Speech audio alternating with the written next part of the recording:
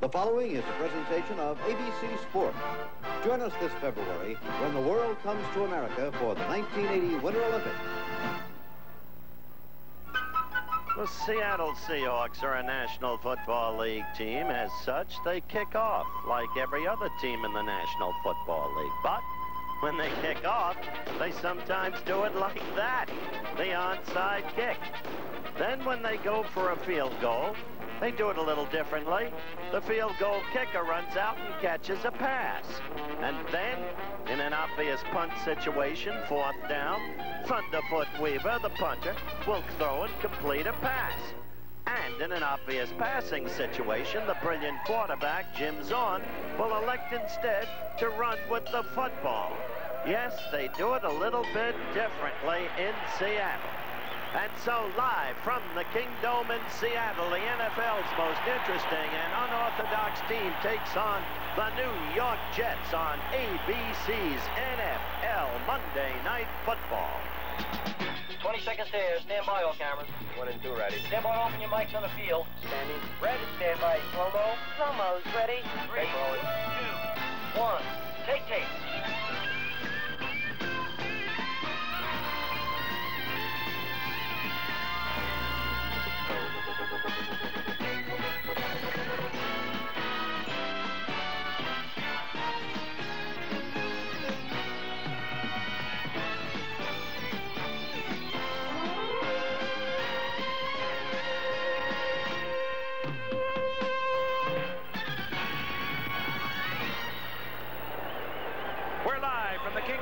Seattle, Washington. ABC's NFL Monday Night Football, the New York Jets against the Seattle Seahawks. This ABC Sports exclusive is brought to you by Datsun, who invites you to test drive the all-new 200 SX Sport Coupe. It'll drive you like you've never been driven. At your Datsun dealer now, and by the Miller Brewing Company, brewers of Miller High Life. If you've got the time, we've got the beer. There'll be a sellout crowd at the Kingdome tonight, but that's nothing new because there's a love affair between Seattle, this Northwest, and the Seattle Seahawks. And while we are not looking at two teams that will not be in the playoffs this year, we may have a terrific football game because Seattle does it just a little bit differently. We'll talk about that later. This, of course, the first of our NFL telecasts this week. Later in the week, Thursday night to be exact, at 8:30 Eastern Time, we'll be watching the Miami Dolphins and the New England Patriots. They, of course, very alive in the Eastern Division of the AFC, tied for the lead there. I'll be with Fran Tarkenton and Don Meredith in Miami. Tonight we're with Howard Cosell, and Howard, of course, will be bringing you a couple of championship fights on Friday night. But Howard, this is a fun football team to watch, the Seahawks. It is. The most unorthodox, clearly the most entertaining team in the National Football League with a great offense. And if the Jets are to win tonight, they must adhere to the game plan. The Jets, on the record, the weakest defensive team in the league, but on the record, the best ground game in the league with an offensive line that most consider the very best in the league. So the problem, keep the ball on the ground, grind it out Lombardi style, ball control. For the personality of the Seahawks, here's Sir Francis. Thank you, Howard. And the newest receiver of the Seahawks is Efren Herrera, the place kicker. You might remember the last time we had him on Monday Night Football, he caught a pass out of a fake field goal formation. Well, tonight, or last week, Efren Herrera was put out as an outside receiver. Zorn didn't throw to him. He threw the other way. After the game, they said, Efren, why didn't Zorn throw to you? He said, they had double coverage on me. There he is, one of your fine wide receivers in all of football of the Seattle Seahawks, Efren Herrera. He will kick off to the New York Jets. The Seahawks on the year, they're 500, 6-6. As we look deep for the New York Jets, Bruce Harper is the man they like to have get the football on the return, both punting and on the kickoffs. There it is. We saw it in Atlanta. Herrera coming out of the backfield on a fake field goal, and believe me, Seattle will do a lot of zany things with the football on 4th down. For instance, their punter has thrown the ball on 3 different occasions. All of them have been complete. In 2 years, they've tried 11 onside kicks. Successful on 7, 3 in a row going into tonight's game. Efren Herrera to kick off. The 5-7 Jets trailing Miami and New England in the Eastern Division of the AFC. The Seattle Seahawks alive mathematically, but both of these teams tonight, well, their December could be a short one in terms of playoffs. We're underway.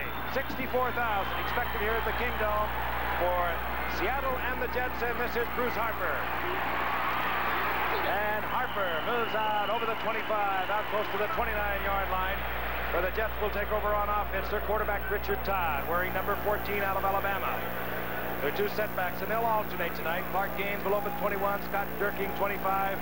Gaines with over 600 yards thus far on the year. An offensive line, Howard Spoka. The two tackles, they are absolutely two of the best in all of football, maybe ever to play their game. Chris Ward on the left side, Marvin Powell on the other. 1st and 10, the Jets have the football. 29-yard line. A quick toss. Scott Durkee slips. He gains his speed out over the 30 to the 32-yard line. A gain of 3, and let's take a look at the Seahawks defense. It'll be a 4-3 in most occasions. There's a pair of rookies in there. Manu Tuasosopo from UCLA, one tackle. Robert Hardy, the other. They're rookies, but they play fine football. The linebackers. And the defensive secondary, Dave Brown, number 22 at the right cornerback, has started every game the Seahawks has ever played. He's leading the team with 4 interceptions. 2nd down, 7. The ball at the 32-yard line. A good look at Richard Todd. The handoff. Scott Durking, right side, and Durking over big Marvin Powell on the right side. Short of a first down by about a half a yard as he moves out to the 38-yard line. That's the way they ground it out. Look for that all night, or they grind it out, I should have said, because they don't have the breakaway runners. They don't have the speed backs, but fellas like Gaines and Durking and Kevin Long can follow the lead blocking of Chris Ward and Marvin Powell, and they'll pick up 4, 5, 6 yards at a time. 2 tight ends are in. Mickey Schuler's in there. 3 setbacks. And off. And the first down is accomplished out to the 40-yard line. Kevin Long, the big 215-pounder, who was beat out this year by Clark Gaines, coming off an injury year, but they alternate these backs a great deal. Frank, we see an interesting contrast. It's kind of the old NFL football. The Jets, they like to run the ball to set up the pass. On the other hand, the Seattle Seahawks like to throw the ball to set up the run. It'll be an interesting contrast to see which does best tonight. And in case you're not aware, Wesley Walker of the Jets is not in action. He was injured, of course, with a knee early in the year. He, of course, the best wide receiver. They have a youngster, Bobby Jones, who did play collegiate football in there for Walker. And off on 1st and 10, Clark Gaines. Gaines out close to midfield. They'll mark it near the 44-yard line for a gain of 4. It'll be 2nd down and 6. That's just the way they do it, and they will try to do it all night. Keep their defensive unit off the field, because it has been terribly porous, especially against the pass. So porous, it's the weakest in the league. True. And we have Jim Zorn tonight, a quarterback for the Seattle Seahawks, coming off the best game produced thus far by a quarterback last week. 4 touchdowns for Zorn a week ago. The discussion going on. Our referee tonight is Jim Tunney, along with his crew. He'll be giving us the calls. Hopefully they'll be very infrequent. Now, what they've done here, Frank, there's obviously some stickum on the ball.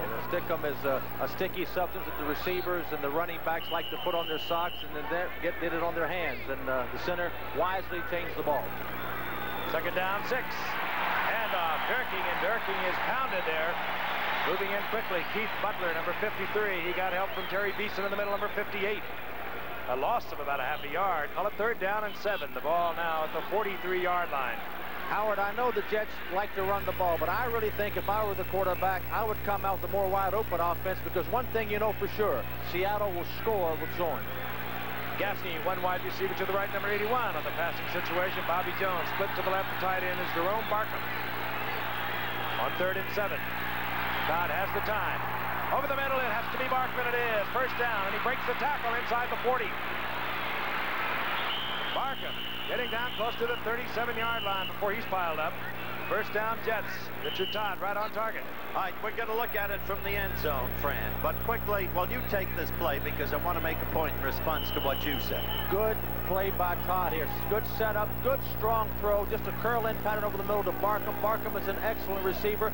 Again, to reiterate what I said, I think they've got to open it up and throw the ball, because they've got to score points, and you've got to throw the ball to score points. Richard Todd, the quarterback, requested that he be allowed to call more signals. I discussed the matter with Walt Michaels. We may hear Walt on the subject later, the Jets coach. The Jets have called a timeout, and before we break for that, I just want to say that Richard Todd does not have freedom. Now, we'll be back in a moment.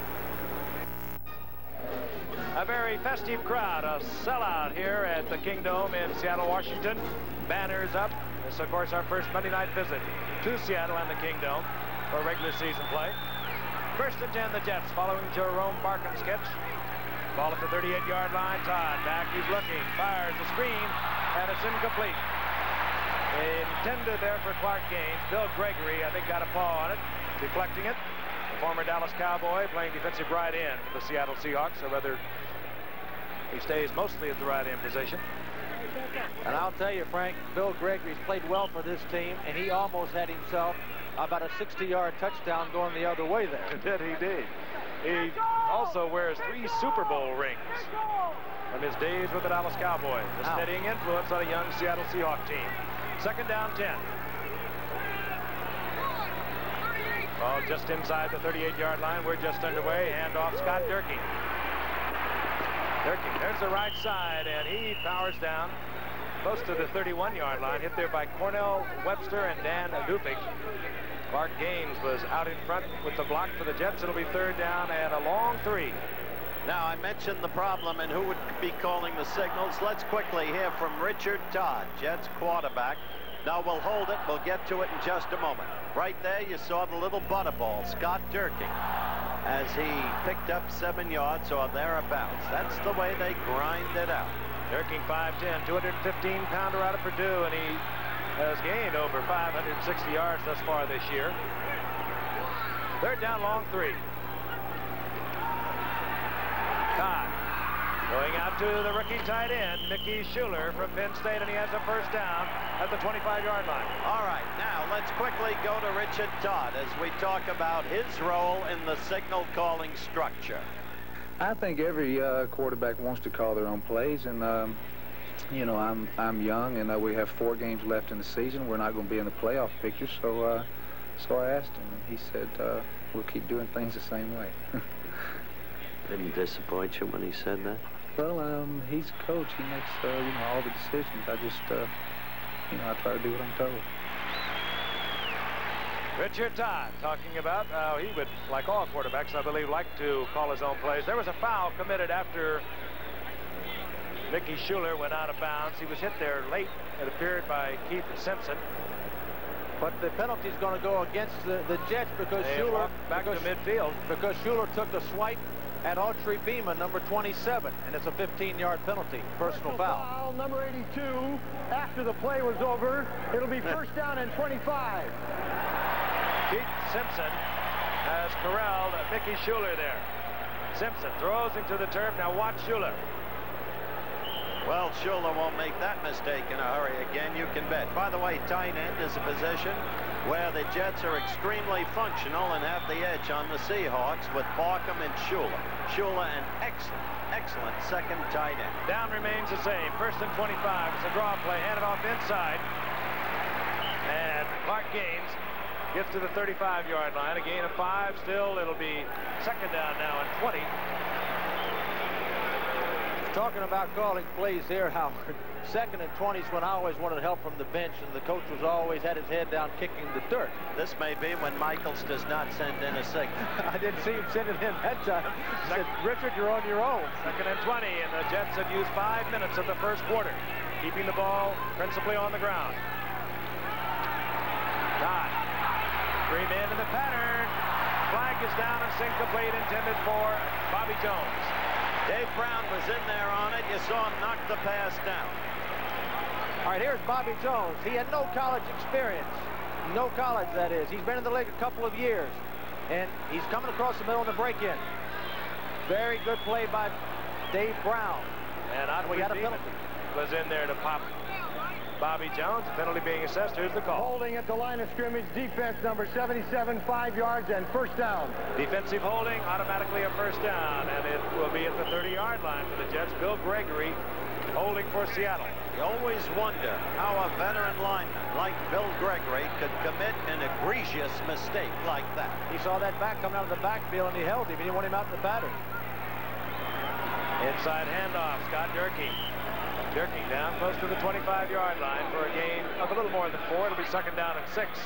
Except for one game against Buffalo, and the Jets have lost twice to Buffalo this year, both times when they were favorites. This is the way they have been able to grind it out against every team in the league because of the great offensive line that Frank has emphasized to you. Well play of this drive.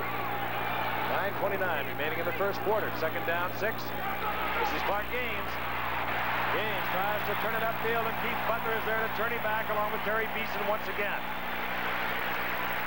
Line of scrimmage, that's it. It'll be 3rd down and 5. There are the yards rushing by the Jets rushers. None of them spectacular, but every one of them functional and effective. In the meantime, they ran left that time, which they like to do, behind the brilliant veteran from the Super Bowl champion Jets, Randy Rasmussen, having one of his greatest years, and Chris Ward, the youngster from Ohio State, who's a positive monster out there. Carl Eller comes in defensively. 3rd down, 5. Dan Dufik is also in there, anticipating the pass for Seattle. Todd has the time. A man is open, and it's off the fingertips of a 5'8" Bruce Harper. It'll be 4th down, and we will see what kind of a kicking unit we have. The Jets have had a lot of problems with their kicking this year. They bring out Dave Jacobs. They just signed him. He's a rookie from Syracuse, a 12th-round draft pick of Denver. He was cut by Denver this year. He tried out with the Jets. They cut him. Pat Leahy hurt himself several weeks ago. Then they brought in Rich Sorrow, and they brought in Tony Linhart. This is Jacobs. And no good. A 42-yard attempt of a rookie from Syracuse. And the Jets ran off 5.5 minutes of the first quarter. No score, Seattle's football.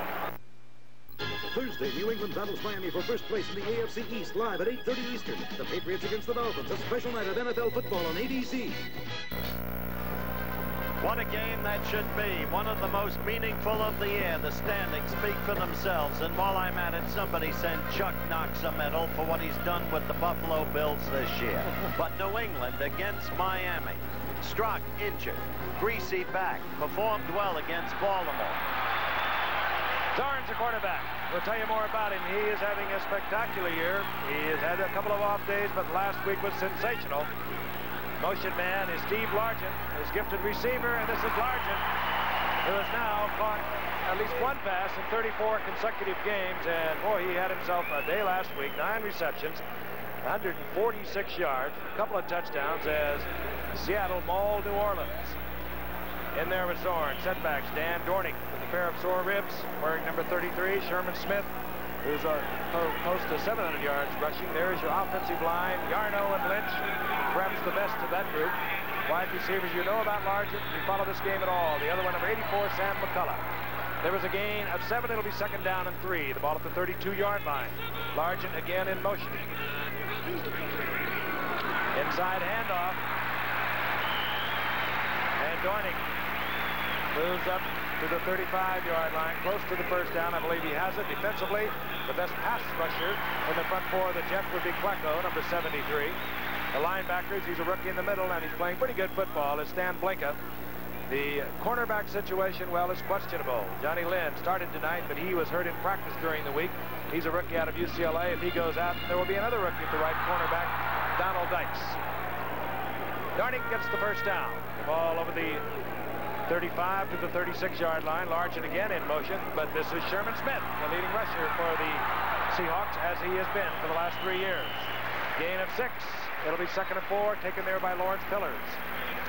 You'll find during the course of the game that the Jets will defense the rush pretty well. Lyons, the number 1 draft choice from Alabama, is a great athlete, playing at an end that's unfamiliar to him, but he has not delivered the pass rush, probably because the end side that he's on now is unfamiliar to him. And the Jets, as you look at their defense, they've had no pass rush, only 14 on the year. Their problem still where it's been for a number of years. A lot of 28s for the uninformed. There are only 28 teams in the NFL. This is Sherman Smith, and he's piled up at the 45-yard line. Should be just short of the first down. And Greg Buttle, perhaps the best of the Jet defensive players, in on the stop. All right, here's Buttle making a move over to the middle. And he makes a pretty good play in here. He stops it for about a 2 or 3 yard gain, and that's a big man he's tackling there, Sherman Smith. 6'4", about 230. The Seahawks can run. We talk about their passing game, but they have an excellent running game also. Third and very short, but don't be surprised if they try anything. And they pick up the first down, I do believe. Dornick, I don't know. I'm not so sure, Frank. His motion was out close to the 46-yard line. This team can defense the run. Problem is they give up 250 yards a game on the pass against anybody, as they did against Mike Phipps in the Bears game. They're going to be short. They're going to call for the measurement that they are going to be short, and it'll be fourth down for Seattle and decision time. And they like to do funny things on fourth down. That's right. Don't count on the punch here. Thunderfoot Weaver has become a 1,000% passer, 3 for 3. Howard, let me tell you a story about last week. Jack Patera had 4th and 15 on his own 32 with 5.5 minutes left to go in the game and a 7-point lead, and he threw the ball and they completed it for a first down. That's why the crowd is roaring. They're going to go for it. Jack Patera makes all the calls for the special teams, and Jerry Rome makes the call for his quarterback, Jim Zorn. Normally they like to go to the left side behind Tom Lynch. They're fine all-pro left guard. Dornick. Wait a minute. And this will also be close. It sure will. I think they may give it to him on forward movement, but we'll have to see. I'll tell you, that's a real matchup. You've got Tom Lynch, a great young guard, going against Joe Klecko, a great young defensive tackle. It was strength against strength. I think they gave it to him on movement. Yep. Dornick gets the first down. Patera comes up with another fourth down call. Looks a little cocky there, doesn't he? Having gained it by a couple of inches. I love him. He's used to making those fourth down plays. He may bring back the single wing, a la Dr. John Bain Sutherland, Jock Sutherland, and they'll run 70 yards at a play. The other team won't know what to do against the single wing. Ball at the 46-yard line. Largent split to the right. Motion man, the tight end, Brian Peets. Zorn, Largent. And Largent breaks the tackle and gets the first down at the Jets' 41-yard line. He broke the tackle of Stan Blinka and picks up the first down. Mike McKibben made the stop, but they like to move Largent around, Fran. They'll do anything that they can to get him into an open area. And the real test of receiver, will he go across in front of all those linebackers, which he did right there fearlessly, catches the ball. Watch the run he makes. He did not have the first down. He broke a couple of tackles, and he got the first down. This is some exciting offense we're watching here. McCullum split to the left, Largent goes out to the right. The tight end is Brian Peets, number 88, bottom of your screen. Jets showing blitz, and they jump off sides. I believe it was Klecko who was early, unless he is protesting that he was drawn off. You have to wonder, after all these years, why the Jets are still so helpless. As you see the penalty moved off against Joe Klecko, they still can't defense the pass. Burgess Owens, a first-round draft choice. Schaefer Suggs, a great athlete. I'll tell you one reason, Howard. They do not mix up the coverage in the secondary. They go to the old-fashioned zone to the strong side of the field, and they don't give enough double coverage and alternative things. Zorn lead up a defense like that. I'll tell you the real one. They only have 14 sacks. They get no pressure on the quarterback. That's another reason. And that is why their defensive secondary has looked so bad during the course of the year. They're low in the league in sacking the quarterback. Dornick. And off. Short of the first down as he gets inside the 34-yard line. It'll be second down and a long two as that's the Fred best. Herrera warms up. Why is he practicing with his foot, Howard? He's now a receiver, you know. He's the best wide receiver in football, that's quite clearly. And he may not have to kick a field goal. He's only had one ball thrown to him. He caught it. Now you understand why Michaels wants to keep the ball on the ground. Zorn needs 3 for the first down. Largent split to the right. McCullum to the left. Handoff is Dornick, and Dornick is stopped in there quickly. Was Greg Buttle defensively for the Jets. He might have eked out a foot.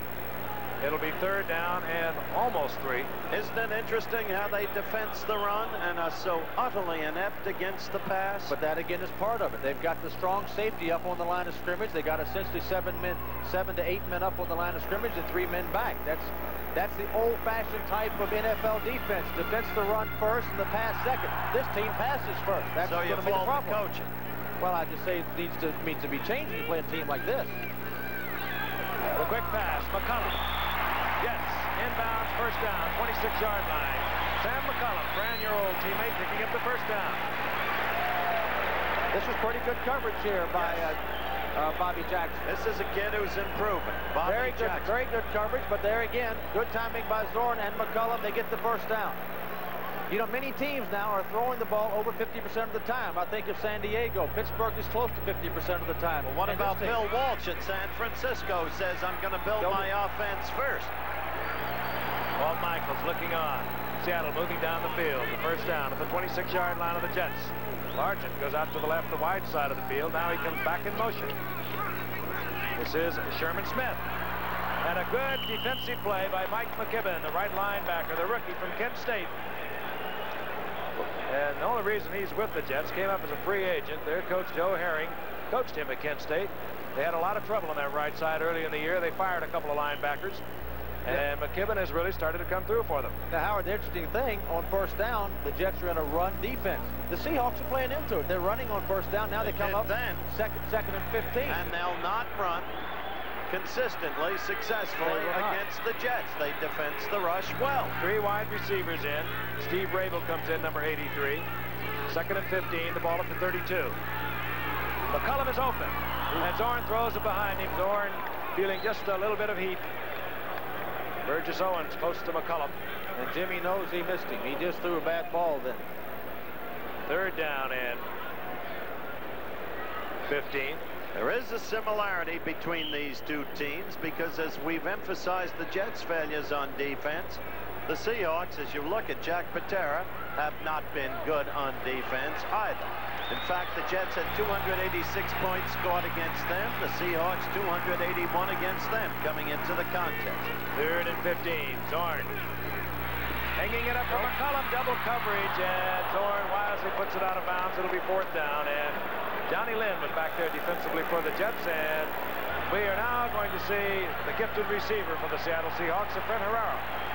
I wouldn't count on him kicking from this far out. He's been kicking well, though. He's 14 of 18. He's hit one from 48 yards out, also from 46 yards out. He's averaged 20 yards a catch as a receiver. Don't forget that Zorn is the holder. That's pretty good yardage per catch. 49-yard attempt. I bet he kicks it. I'm not saying he'll make it, but I bet he kicks it.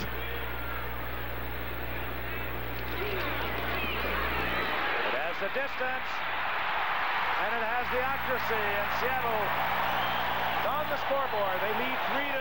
Fred Herrera from 49 yards out on the 14th play of Seattle's drive. We'll be back at the Kingdome in a moment. Well, boxing's been a major part of my life, and for that matter, so has Sugar Ray Leonard been ever since the Olympic box-off at the University of Vermont. What a night that's going to be for boxing. Leonard against the cunning Benitez for the WBC welterweight crown. Anna Firmo against Hagler, the WBC middleweight crown. Galindez against Marvin Johnson, who's shown at München, West Germany in the '72 Olympics for the WBC light heavyweight crown. The middleweight crown, both the WBC and the WBA, the only unified crown you can find around these days. What a night. Chris Harper is deep for the Jets. Fred Herrera, who has just kicked his longest field goal of the year to put Seattle on top, 3-0 with 2:51 remaining in the first quarter. Hunts it. It'll take a tricky bounce, and it did. And it's taken there now by Bobby Jones. And Jones just spins and twists out to the 24-yard line, taken there by Jesse Green. So the Jets will have another offensive possession. They had a good opportunity to score. Richard Todd, who could have hit one of his receivers. The little man had, of course, Bruce Harper. Incomplete. They missed a 49-yard attempt for a field goal. He overthrew Harper. He threw it too hard, too high. With a little bit of touch, he would have hit him. That'll re-raise the issue. Should Todd be in there instead of Matt Robinson? Back to the play. Frank Jones left. Gaffney right. Wesley Walker remains on the injured reserve list. And off is Scott Durking, and Durking to the 30-yard line. Gain of close to 6. It'll be second down and 4. To talk about that issue, Howard, I've maintained for the last year that you cannot develop two young quarterbacks at the same time. I'm not making a judgment that Todd or Robinson should play, but to have two young quarterbacks, it splits your team, it splits your coaching staff, it splits your fans, it makes it difficult for everybody. Jones goes left, Gaffney goes right. Second down 4, the ball just over the 30-yard line. And off is Durking. And Durking has the first down out over the 35-yard line. Right behind Marvin Powell, who I think at this point, almost by consensus, is regarded as the finest offensive tackle in the league, Frank. I'll tell you, he has a great physical ability, but what he does probably more than any other offensive lineman you'll ever know, he digs out old films of players that he's going to play against. He'll go back and look at one player he's going to play against, maybe 4 or 5 films. They have to dig him up out of the library. He's a hard-working tackle off the field. He wants to be a great one, and he will be, and he is. Durkee, right side piled up. Line of scrimmage, that's about it. It'll be 2nd and 10. Marvin Powell is a young man of rather unusual intelligence, deeply interested in the political scene, political science, a devotee of Bill Buckley. And if you're a devotee of Bill Buckley, you've got something going for you mentally, whether you agree with him or not politically. A tackle made by Dennis Boyd for Seattle. He broke his thumb, or had cracked his thumb last night in a practice. They didn't know whether he was going to be able to go tonight, but he's in there for Seattle. On 2nd down 9, Todd. Barkham has the first down. Barkham in Seattle territory at the 46-yard line. Frank, as we look at the Jet offense, they just got a big first down to Barkham there. I really think they've got to score 28 points to have a chance to win this game tonight. And here's Todd on a play pass action rolling out. You'll see on the bottom of your screen Barkham coming across. This is a good pass, good touch, good catch, good pattern by Barkham. He can also run with it after he gets it. Barkham's a much better receiver than the statistics showed. They haven't thrown to him enough this year. Normally a wide receiver and a good one. Exactly. Moved to tight end a couple of years ago. He doesn't have the strength and the bulk to play that tight end spot, but he does it fairly well. Here's Clark Gaines.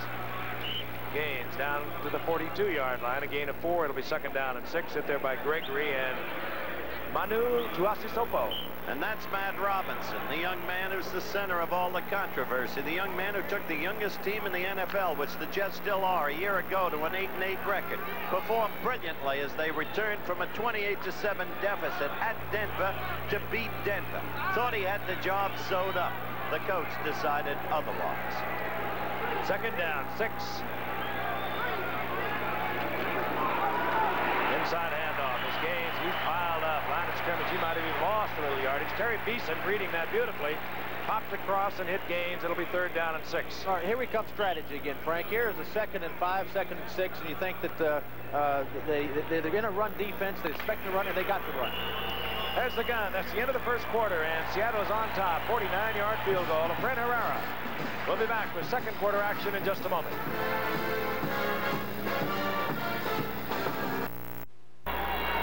A Kingdom in Seattle, Washington. Over 64,000 were expected tonight. Frank Gifford along with Howard Cosell, Fran Tarkenton. The Seahawks have a 3-0 lead over the New York Jets. The Jets with Richard Todd at quarterback have a 3rd down and 5. The ball at the 41-yard line of Seattle as we begin the 2nd quarter. Todd, Barkham is open. And he puts it behind him, trying to get away from a free safety. Barkham had his man beaten. It was a clear touchdown. It was a poor throw. Wrong side of him and too far. There it is, Fran. Yeah, other than that, it was perfect. Should have thrown on his left shoulder. As you see the ball went over his right shoulder. He clearly had his man Beeman beat. Would have had a touchdown if he'd thrown the ball in there. Here's Chuck Ramsey to punt for the Jets. John Harris drops deep for Seattle. Tony Green has been running back punts for Seattle most of the year. They brought in John Harris last week.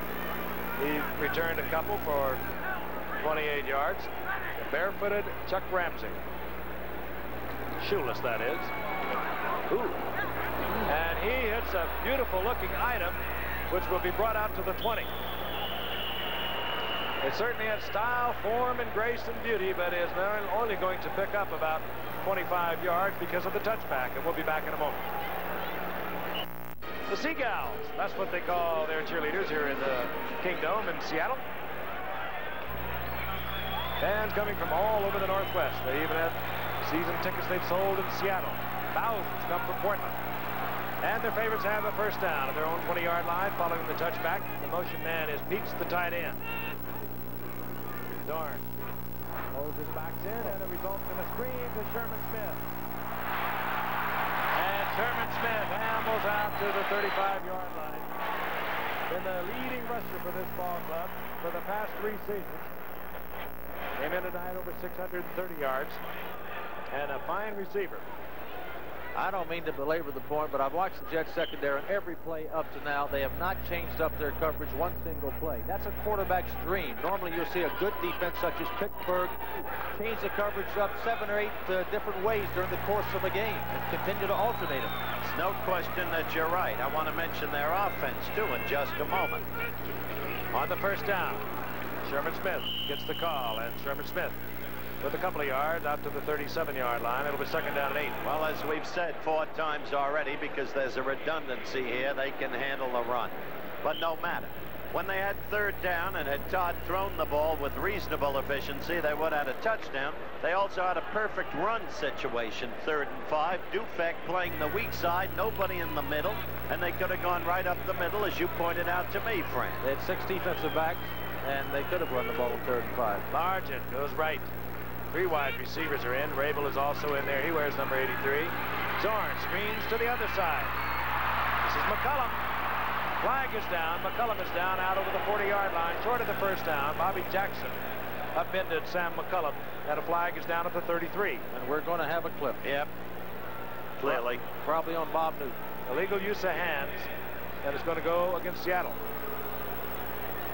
Jim Tunney, who's about as good an official as there is in the league, and certainly the most colorful. Guy's appeared in a number of movies and may get more roles. Listen. Illegal use of the hands, number 78, 10 yards, still second down. Bob Newton, the guard, who set up, pulled out in front of the screen, detected for illegal use of the hand. Thought it was a clip. That moves Seahawks back to the 27-yard line. The Seahawks have had some long yardage situations, haven't they? This is the 3rd time they've had 2nd and 15 or 20 or 3rd and 20. 2nd and 18 to be exact. Largent splits left. McCullum goes out to the right. Dorn with a little roll. Very agile. Tried to go deep to Largent. Now he goes back to McCullum.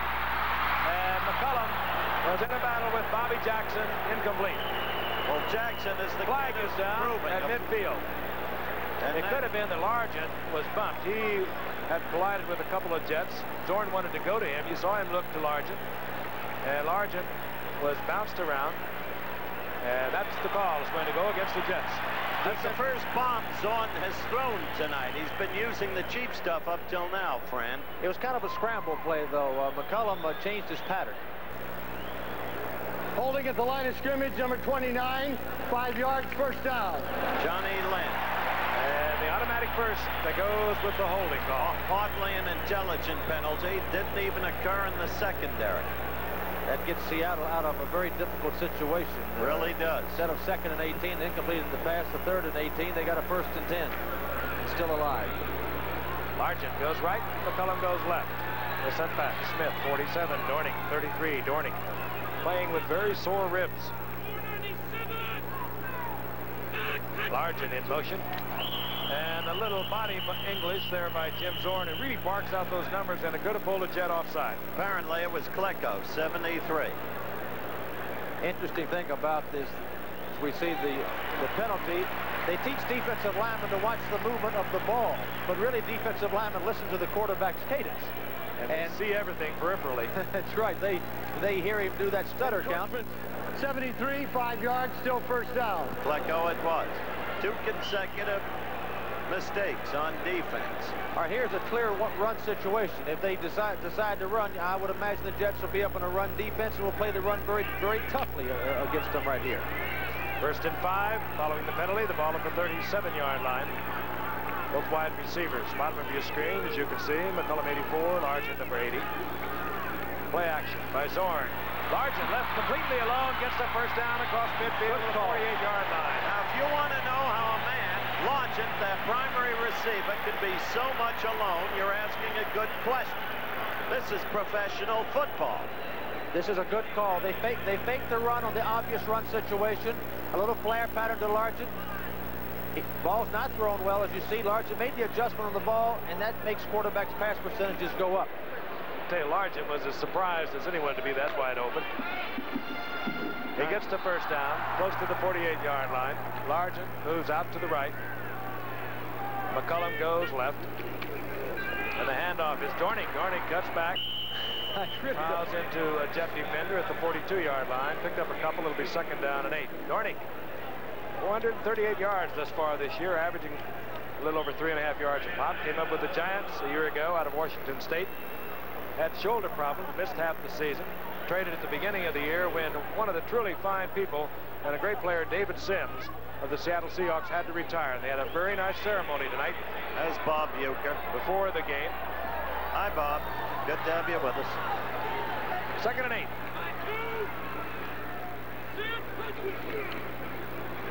Dorn. Gets rid of it. Mark Bell, the rookie tight end from Colorado State, drops the football. And a mad scramble. Blinka is on it, and the Jets have the ball. And upfield, I think it's Zorn who is... No, it is not Zorn who is down, but there's a Seahawk that is down. If we look at the play once again. It's Bob Newton, I believe. Here's Mark Bell getting hit by 3 people. They put their helmets collectively on the ball. The Jets come up with a turnover. Whether Bob Newton of the Seahawks has been shaken up in the play. There's time out on the field, and we'll be back in a moment. Bob Newton still being worked over. That's Walt Michaels. I spoke to Walt before the game. I told him about the heat he's taken in New York this year because of the quarterback situation. Asked him why Matt Robinson isn't used. Well, we've been asked a lot of questions about it, Howard. It just, we did start Matt at the beginning. Matt was unfortunate. He had an unfortunate hand injury. Of course, then once Richard got into the game, he started running a hot hand. And with Richard, Todd, we've been doing well. We've been in every ball game. We've either won them or been close. We had 2 overtimes with him. We've had 2 two-point games with Richard. And we're just developing 2 people, and as time goes by, we'll have 2 fine quarterbacks. Some at a time when New York City knew people like Wyatt Till and Charlie Connerly. We'll have good things going again. There is Newton, the right guard for the Seahawks. He's up, came off the field under his own locomotion, so he appears to be all right. First and 10 for the Jets. Todd, play action. Of his own 24, he's going deep, intended there for Gaffney, and overthrown. Hustling back there is Cornell Webster, defensively for Seattle. Richard Todd is just about 53% on the year, 12 touchdowns, but he's had 18 interceptions. Matt Robinson, who won the job according to the ground rules set down by Walt Michaels in training camp, got the opening bid against Cleveland. A couple of days before that, he had a mysterious hand injury. We've heard a lot of reasons for that one. But he started against Cleveland, and then when that went into overtime, he appeared to weaken. The hand swelled, and Richard Todd came in the second game. He's been in there ever since. Second down and 10. Handoff goes to Gaines. And Gaines, with a nifty little bit of running, moves out close to the 30-yard line where he'll pick up 6. It'll be third down and 4. That was a good run situation. Second and 10, obvious pass down.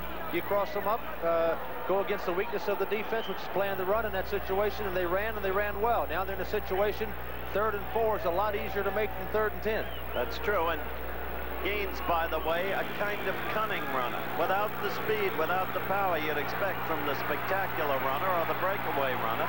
A free agent from Wake Forest, discovered by Lou Holtz. Third down 4. Harper is in there, but Richard Todd pulls out, fires to Barkham, incomplete. Richard was going to run with it. The Seattle defense closed back in. He tried to go to Barkham, incomplete. They'll have to punt. Well, let's tell it like it is. Again, that was a matter of touch. He came up, moved out in the pocket, moved up. He had plenty of time. Look at it again. Fran described. Here comes Richard back in the pocket. It gets a little crowded in there. And he comes up. He's got the pressure there. He really threw to the wrong guy. If he'd have seen Darren Gaffney on the right, which is difficult to do. Ramsey, while we're in the replay, with a bad punt. A 19-yard punt by Chuck Ramsey, and Seattle will have the football. They'll have it at the 49-yard line of the Jets. We'll be back in a moment. Again, that time, 8:30 Eastern time, and what a beauty that should be. A little bit of a showdown. New England Patriots, the Miami Dolphins, tied in the AFC East, courtesy of Buffalo. All right, Frank, the Seahawks have not had success running on first down. Let's see whether they throw it on first down or not here. Ron Coder is a right guard for the Seahawks, replacing Bob Newton. They're going to look at his knee at halftime. 1st and 10, the ball at the 49-yard line, and this is Sherman Smith. And some nifty footwork by Sherman Smith. He has a first down. Broke the tackle of Plecko. Finally collected downfield, but this man is a fine football player. He's big. He's 6'4", a 225-pounder. That was self-made. It was. The Jets, on his own. He left his blockers. The Jets were in perfect position to make the play for a 2-yard loss, but due to the outstanding ability of Sherman Smith, he made a first down out of it in the big game. 2nd-round draft pick in '76. Moved right in, was the leading rusher that year. First year for the Seahawks. Again in '77 and again last year. The first down inside the 35-yard line at the 34. Largest split to the right. Sherman Smith gets the call again. This time he's taken there by Abdul Salam. But he gets a couple of yards. It'll be 2nd down and 8.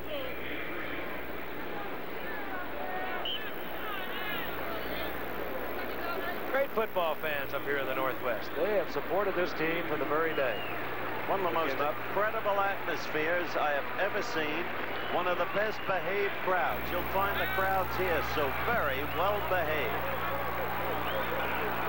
2nd and 8. Bob Newton, as we told you, leaving the field with the trainer. Zorn fires, and it's to Sherman Smith, short of the first down at the 26-yard line, hit there by Johnny Lynn, the rookie from UCLA. And Jim Zorn is calling for the 2 tight ends for the short yardage situation. Sherman Smith is really one of the fine backs in football today. Doesn't get quite the publicity some of the others do. Excellent blocker, runner, and receiver.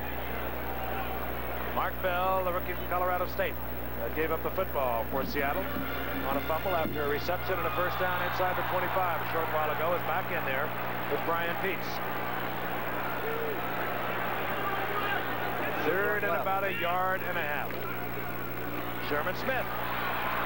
And he comes up short of the first down at the 25-yard line. I'll tell you, that is good defense by the Jets because the Seahawks ran against the undershift side. Yes, but here's another one of those 4th down calls. Patera will probably go for it. No, he's bringing in Herrera, but that still doesn't mean field goal attempt. Remember, this is the most unorthodox team in the National Football. Howard, listen to the crowd. You can sense every time they get to a 4th down, they begin to buzz and hum. What are they going to see now? They've seen a little bit of everything. Ostensibly a 42-yard attempt. And I think that's why he's going to kick it, not try anything. Ostensibly. It's on its way. Perfect. A 49-yard field goal. Now a 42-yard field goal. And Seattle leads the Jets 6-0. We'll be returning in a moment. Our friend Herrera has been the story for Seattle thus far. The Seattle Seahawks have moved the football almost at will. They've coughed it up on a fumble once. They've come up short on a 3rd and short yardage. They come away with 6 points. 8:25 remaining in the first half. Herrera will kick off. Deep is Bruce Harper, number 42. Back with number 89, Bobby Jones.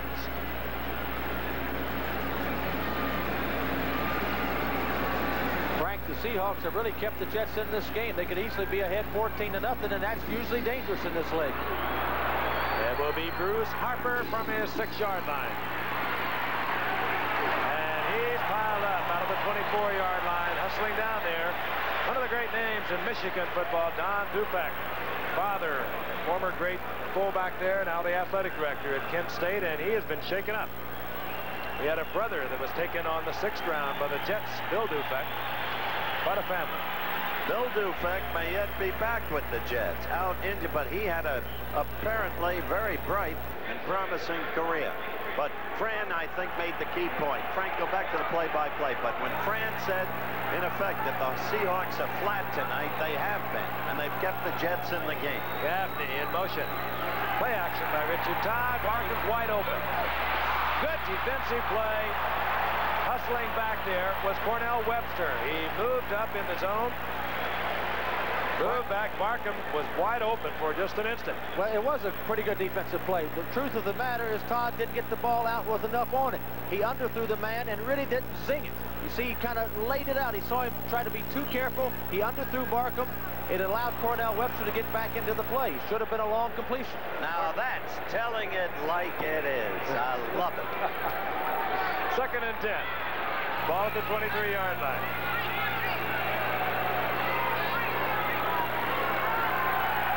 Don. Barkham short of the first down. Out to the 31. The ball comes loose. Blown dead. Autry Beeman up there defensively for Seattle. I tell you, the tight end is free on every play. Barkham, every single play. Barkham's given their safeties fits, and the middle of that field is open. Todd throws the ball much better down the middle. There's Robinson on the left. All right, let me tell you about Pat Ryan out of Tennessee, another one low Southeastern Conference third down quarterbacks. A kid, if he ever gets an opportunity, will surprise this league. A brilliant talent. Together with Matt Robinson, who proved himself a year ago. Jets bring in their 2 tight ends. Oh, and they did not like what they saw in the huddle. At least Richard Todd didn't. He calls timeout, and the Jets are down to 1 timeout for this half. We'll be back.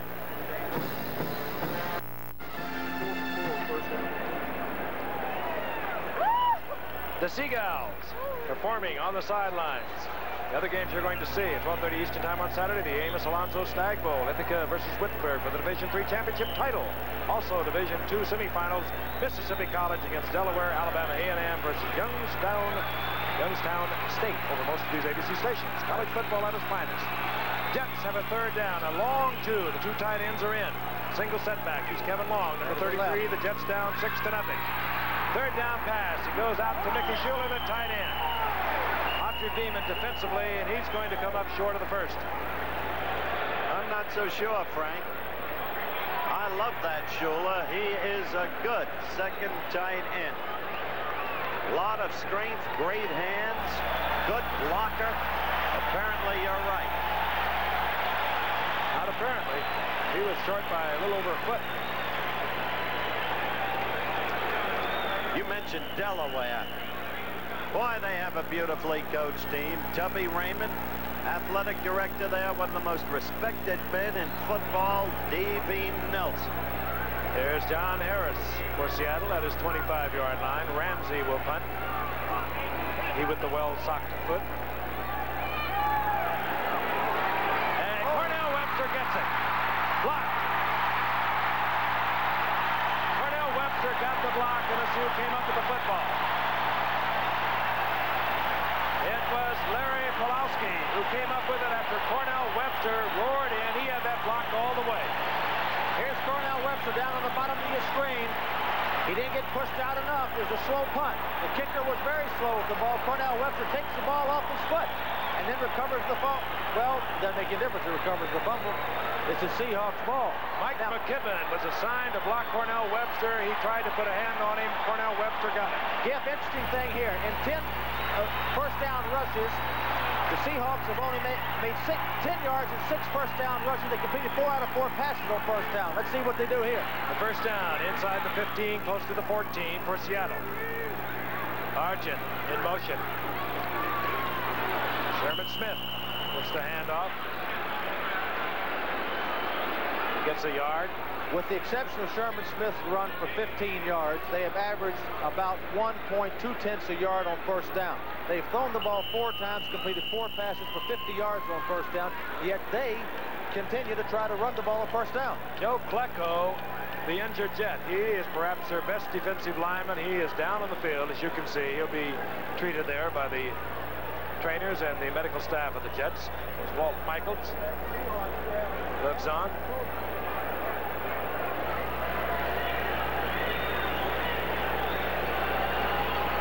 Big break on the part of Seattle. Cornell Webster blocking the punt of Chuck Ramsey. Joe Klecko, 3rd year out of Temple. Well, I don't like to see this. This is a bright young prospect, an excellent football player. He's already proven himself with the New York Jet football team. Oh, I don't like this. I just hate to see this. So many injuries. He will be taken from the field, as you can see on the stretcher. We will not speculate to the extent of the injury, what the injury might be. We'll get you a report as quickly as we can. But as Frank told you, Klecko, probably the best Jets defensive lineman. Out of Temple University, which under Wayne Harden has become a significant force in college football over the recent years, and will be in the Garden State Bowl in December. In the meantime, I talked to Matt Robinson before the game, and I asked him to tell us his relationship with head coach Walt Michaels. Walt is from the old school. He really doesn't have that much of a personal relationship with any of the players. He treats us all the same. He's a quiet kind of guy. Henry Jordan said of Lombardi, he treats us all the same, like dogs. Is that the situation? No, not at all. Walt doesn't treat anybody like a dog. He just does things differently. And there's a generation, I think, difference between the players and Walt, and things have to be done his way right now because he's in charge. Matt Robinson, who came in last year when Richard Todd went out with a couple of collarbone fractures, did a fine job. There, of course, there's continuing controversy as to who should be playing in that spot. But it's Richard Todd at the moment. Second down, 10. Zorn back. Fires out to Jeff Moore, the rookie from Jackson State, incomplete. Well, in all fairness, the Seahawk offense, which is a high-powered offense, has done well the last few weeks. Tonight, it is sputtering. It's fumbled. They've had drop passes. They've had poorly thrown balls. And strategic-wise, I don't think they've really had a good strategy for the first half of this game. And we have 6:09 remaining in the half. 2 field goals by Efren Herrera. Seahawks almost made the playoffs a year ago. This year, a burdensome schedule. Got off slowly, lost 3 of the first 4. But they've won 4 of the last 5, including a tremendous victory over Houston, 34-14. And they racked up New Orleans. This team can beat anybody. 3 wide receivers are in. The tight end comes out. Steve Rabel comes in. Rabel, Largent, McCullum. Zorn. And fires into the end zone. I don't believe the Largent was the intended receiver, but he catches it. He was throwing for Sam McCullum. Coming off from the right side. He never saw Largent come from the left side. When you're hot, you're hot. And that was a big break for the Seahawks, a bad break for the New York Jets. They did not deserve that touchdown, but they got it. No, you're right. I'll tell you, that was some heady thinking on the part of Zorn. He could not find McCullum initially. He was covered. He pulled it down, started to run, spotted McCullum breaking, fired it in there, and Largent came from the other side of the field. Touchdown.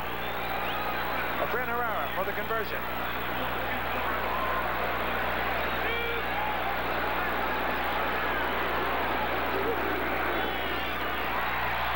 And Seattle with 6:03 remaining in the half have extended their lead.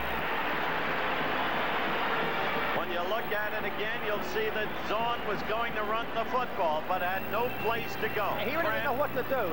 His pattern wasn't there on the left side. It wasn't there on the right side. He starts to run. He can't run. He pulls it down, and he's throwing over to Sam McCullum. Sam McCullum doesn't have a shot at it. Here comes Largent. Touchdown. And it's too bad. The Jet defense has had a tremendous amount of pressure put on it this first half. They played very well against that pressure, and now they've got 13 points on the board against them. It's not fair because they played better than that. And there is Steve Largent, drafted originally by Houston. And that same year, his coach in college at Tulsa, Jerry Rome, traded a 4th-round draft pick, or rather an 8th-round draft pick. They got Largent, and he has been absolutely spectacular from day one with the Seahawks. Frank Howard would always say a guy like Steve Largent is not fast enough to get deep, yet he gets deep. But there have been other receivers in the history of this game. Raymond Berry, who wasn't a speed demon either, but Raymond Berry always got deep also. Twilly from the same school, Tulsa, number 81, and he was always where the ball was. The point of the matter is you don't have to be a sprinter in this league to be a great outside receiver. It's something about having a feel for the game and knowing where the ball is and knowing where you are on the field. Steve Largent has such feel for this game. 6:03 remaining in the half. And the Jets, Herrera to kick off. Bruce Harper is deep along with Bobby Jones. And the Jets better get some offense going, and they got to help the defense out a little bit here. Jets down 13-0. This will be Bruce Harper from the 5. And Harper out close to the 28-yard line where the Jets will begin again. Joe Norman hustling down there for Seattle to make the stop. The word that we have from the Jets locker room that one of the lower bones in the leg of Joe Klecko has been broken. Oh, good Lord. 29-yard line. The Jets will begin. Gaffney split to the left. Bobby Jones out to the right. And off to Clark Gaines. Gaines moved up close to the 34-yard line. A gain of 4. It'll be second down and 6. Michael Jackson, a rookie from Washington, defensively there for Seattle. And Michael Jackson last week replaced Sammy Green, who's been a 2-year starter there at that position. They think Michael Jackson a little better against the pass, and that's been a problem for the Seattle defense. The linebackers defending against the pass. Now for the Jets offense, they're not playing against a great defensive team here. This is a very mediocre defensive team. This has been the albatross around the Seahawks' neck. The Jets need to get some offense going and should. Second down, 6. Play action by Todd. Incomplete, going out there to Scott Durking. Defensively, it was the man we just spoke of, the rookie out of the University of Washington who played his college football right here, Michael Jackson. Excellent coverage. He was all over. And that's why they put him in there. Michael Jackson, you see his picture there. They think he's an excellent linebacker against the pass. And with the passing game coming on as it is in this league, you've got to have linebackers who can defend against the pass. That put him ahead of Sammy Green. Cornell Webster gave him a little sweat treatment there. Third down, 6. Jones to the right, Gaffney to the left. Richard Todd, he'll get the first down easily. And hurdles down to the 45-yard line of the Seahawks. Richard Todd, no receiver downfield, tucked it away. And let's watch again. Watching your right side, 79, Marvin Powell, young guy blocking the old man, Carl Eller. And Carl Eller is walking him right on back into the backfield. He almost has the sack. Todd alertly comes back up the middle and picks up a big first down for the Jets. Maybe that'll get them going a little bit. It's a good play by Todd. Splendid play by Richard Todd. Looked like he was back at Alabama. Kevin Long down to the 40-yard line. A gain of 4. It'll be second down and 6. And splendid play by Marvin Powell. Well, it wasn't. I thought Eller got the best of him in the pass rush. He had him shoved all the way back into Todd's lap, but Todd made a good play to get up the middle of the field. Now, you know, the Jets got a decent drive going here. 4:09 left in the first half. A touchdown here puts them very much back in this football game. Out to the right goes Bobby Jones. Gaffney at the top of your screen. Second down, 6. The wingback, Scott Durking, number 25. Quick toss goes to Clark Gaines. Gaines finds the gap and gets the first down. Nifty running. There was a small hole and Gaines got it. And again, he ran behind Marvin Powell, number 79, running right. That is a tremendous football player. They're a first-round draft picks. A tackle for the Jets. Marvin Powell on the right side. Chris Ward out of Ohio State on the left side. First down at the 34-yard line for the Jets. They're down 13-0 inside 4 minutes. Clock ticking away. 3:15. Scott Durking, the motion man. Toss goes to Gaines. And more fine blocking, and Gaines is upended, but he gets to the 27-yard line, the 28-yard line for a gain of 6. Still running right, Fran. It's amazing the way they can chew up yardage behind that offensive line. You get the feeling there's a lot of personnel there, and this team should have a much better record than it does. You look at their record, and as Walt Michaels pointed out, their loss to Cleveland was in overtime. Their loss to Houston was in overtime. They lost 2 to Buffalo, either one of which they could have won, and they lost to Baltimore. On 2nd and 4, handoff Kevin Long, and he is pounded, but he does not go off his feet, and now they rule that he did. He was hit there by Manu Tuiasosopo. Very good, Frank. Very good indeed. I spit it right out. 1 out of 3. You know, this is an interesting drive going here. You know, if I were in that quarterback position now, I would want to do 2 things. Number 1, score, obviously, but use up that clock because I wouldn't want to get Zorn back on the field. I like to go into the halftime only behind 13-7. Now, they're in a 4-down situation here. He's got 2 downs, essentially, to make this 5 yards. He could run here just as well as pass. And I would expect him maybe to run. In fact, he doesn't have 5 yards. He's got Third a and long 4. 3. Gaffney goes out to the left. Bobby Jones split out to the right. Going deep and off the fingertips of Jerome Barkham, incomplete. That's not That will bring up 4th down. And as Fran mentioned, a 2-down situation. Particularly, I guess, when you have a field goal kicker recently signed, you don't know that much about. But out he comes. They're going to bring him out. You know, I really don't understand that play. Number one, what if he catches the ball for a touchdown? You give Zorn 2 minutes on the clock, he'd very likely get him back for more points. Now you put the kicker in the situation, he's got to kick a 45-yard field goal. He's not sure of himself. I really don't understand. Holder is the quarterback, Matt Robinson. Maybe it's a fake. Dave Jacobs, 45-yard attempt, has it up. And it's good. A flag is down.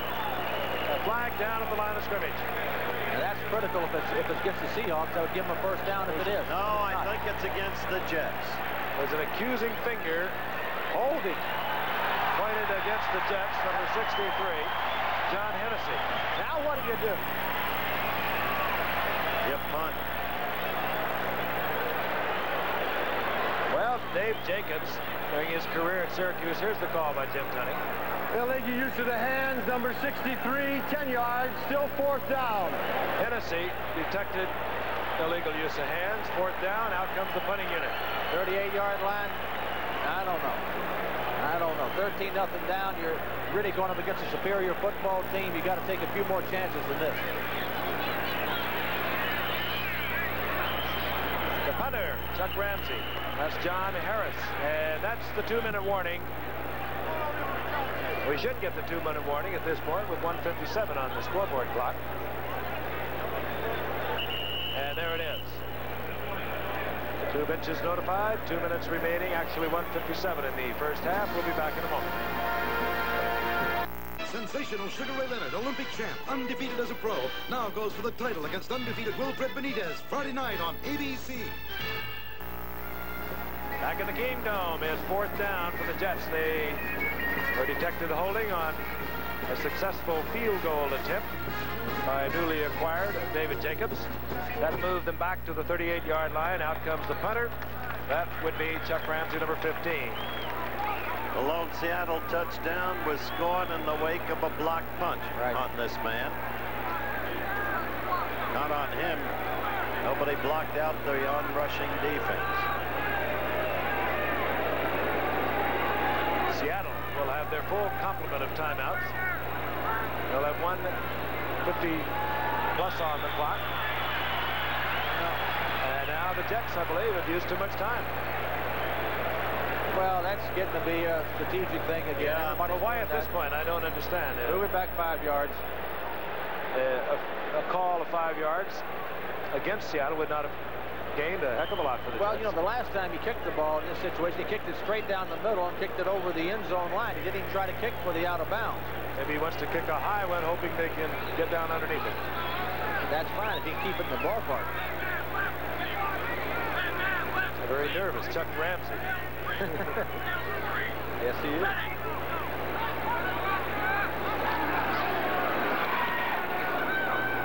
It'll be... That's a good kick. That is a good kick. It's going to take a good bounce, too. Takes a jet bounce, and it goes out of bounds at the 13-yard line. So Seattle will have a 1st and 10. The ball at the 13-yard line. 1:47 now on the clock. 3 timeouts remaining. Well, I would normally say that Seattle would not sit on this, Howard. They'd go for it, but really Seattle has uncharacteristically been a little conservative this first half, I think. It really is interesting. You know, we talked about it right at the top of the show. We saw them in Atlanta. They do a lot of zany things. They're not really that zany because they actually work on these plays. They're special team plays. Well, they'll have a little fun if they take further control of the ball. I would think they'll throw it here and try to get it down the field.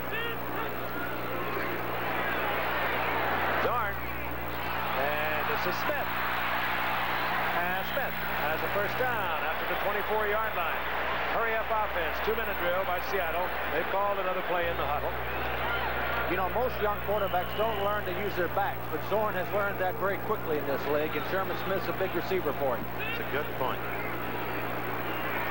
Same play. This time it's Dorning. And Dorning. And he could not get the block. They might have sprung him for additional yardage. Short of the first down, out to the 34-yard line. And again, Seattle will move up to the ball without the huddle. Zorn hollering out to Largent. He's hollering the plays right now, both sides. We're inside 1 minute remaining in the half. Zorn. Sherman Smith. Sherman Smith across midfield, 49-yard line. Now they'll use a timeout. It's almost 47 seconds remaining in the half. It's almost amusing, isn't it? The ease with which they moved the ball in professional football. He used the same play all 3 times. What he did, he ran the 2 backs out of the backfield. He crossed them 5 yards down the field. And he hit Smith twice and Dornick once. Look at Patera. He's amused. He is amused. And shortly they'll be in field goal range. They've got plenty of time. 47 seconds. It's as if they're playing against nobody.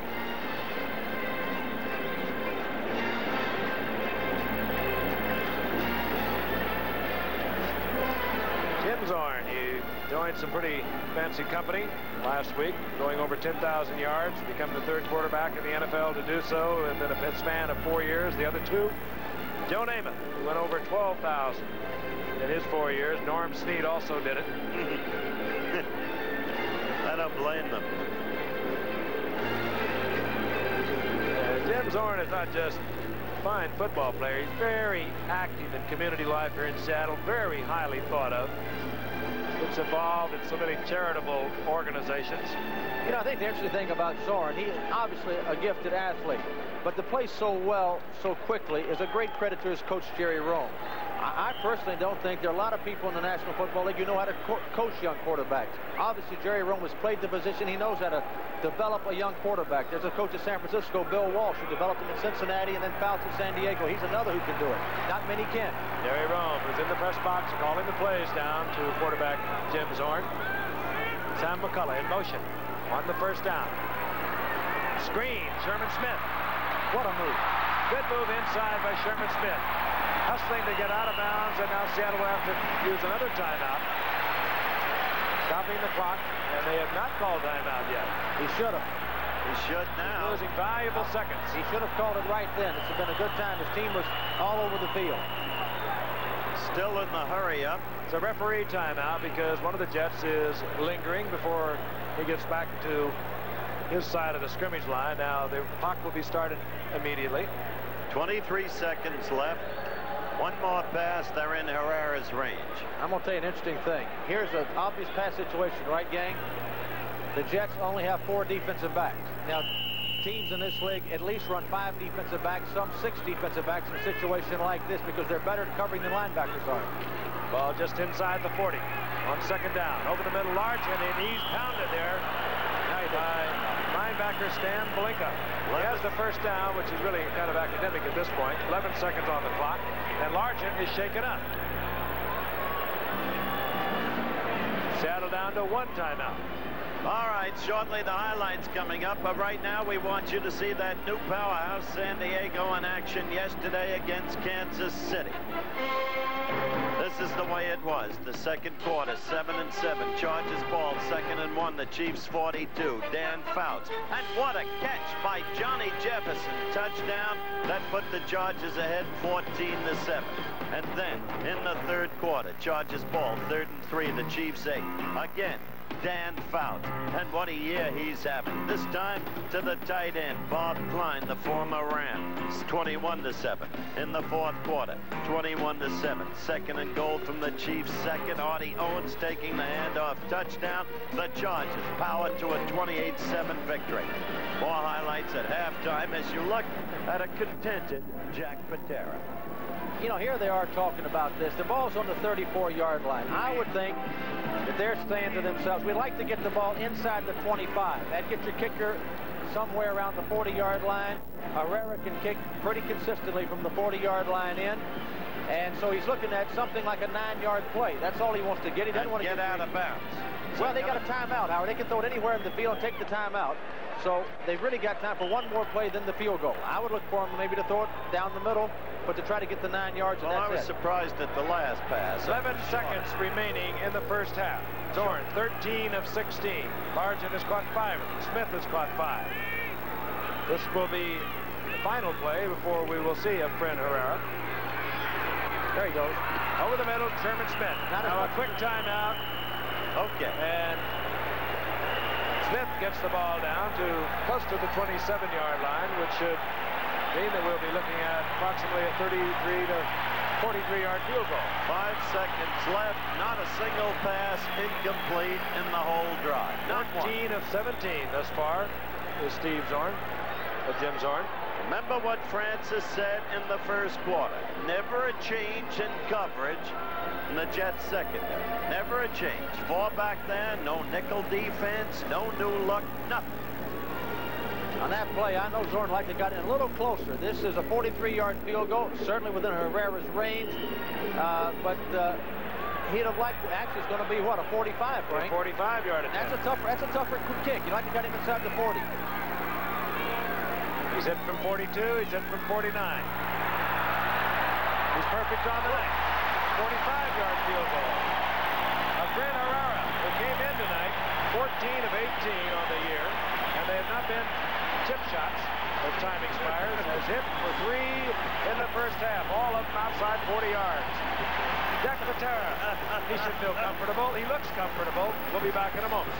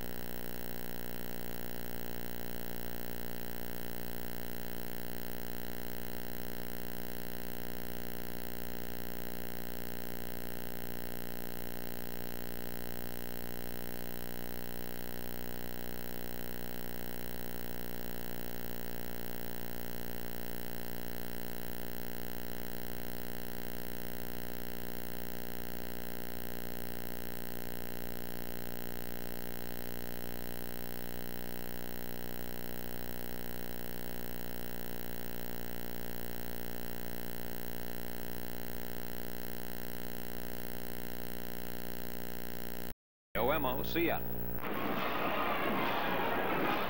The score here at the Kingdome, Seattle 16, the Jets nothing. Our halftime highlights are being brought to you by Metropolitan. Metropolitan really stands by you with insurance for your life, health, auto, home, and retirement. Now let's turn our attention to yesterday's NFL highlights. Candlestick Park, San Francisco, California. The Rams against the 49ers. We pick up with action in the second quarter. The Rams leading 13-10. The 49ers ready to strike. DeBerg, 17. To Freddie Solomon, 88. Touchdown. And so the 49ers lead at the half, 17-13. But in the third quarter, Rams ball, 3rd and 6, their own 29. Vince Ferragamo, Nebraska flash, goes to Wendell Tyler, number 26. He avoided 2 tacklers. Watch him go all by himself. The pass having been thrown into the flat. Tyler all the way, touchdown, 20-17, Rams. And then, still in the third quarter, the Rams ready to strike again. Bobby Lee, remember Lee's Legions when he was with Atlanta? In there now. Touchdown pass to Smith, and so the Rams won it 26-20, stay tied with New Orleans, NFC West. Well, it's Giants Stadium in the Meadowlands in New Jersey. The Redskins, the visitors, and the Giants with a staunch defense holding together, leading in the fourth quarter, 7-6. 3rd and 1, their own 43. Billy Taylor, the hero of the day, number 38, carrying for the 6th consecutive time. This one for 12 yards. First down to the Redskins, 45. And what a day Mr. Taylor had. 6 plays later was Giants ball, 3rd and 5 at the Redskins 28. So they went to Mr. Taylor again. Watch closely now. Look at that hole open.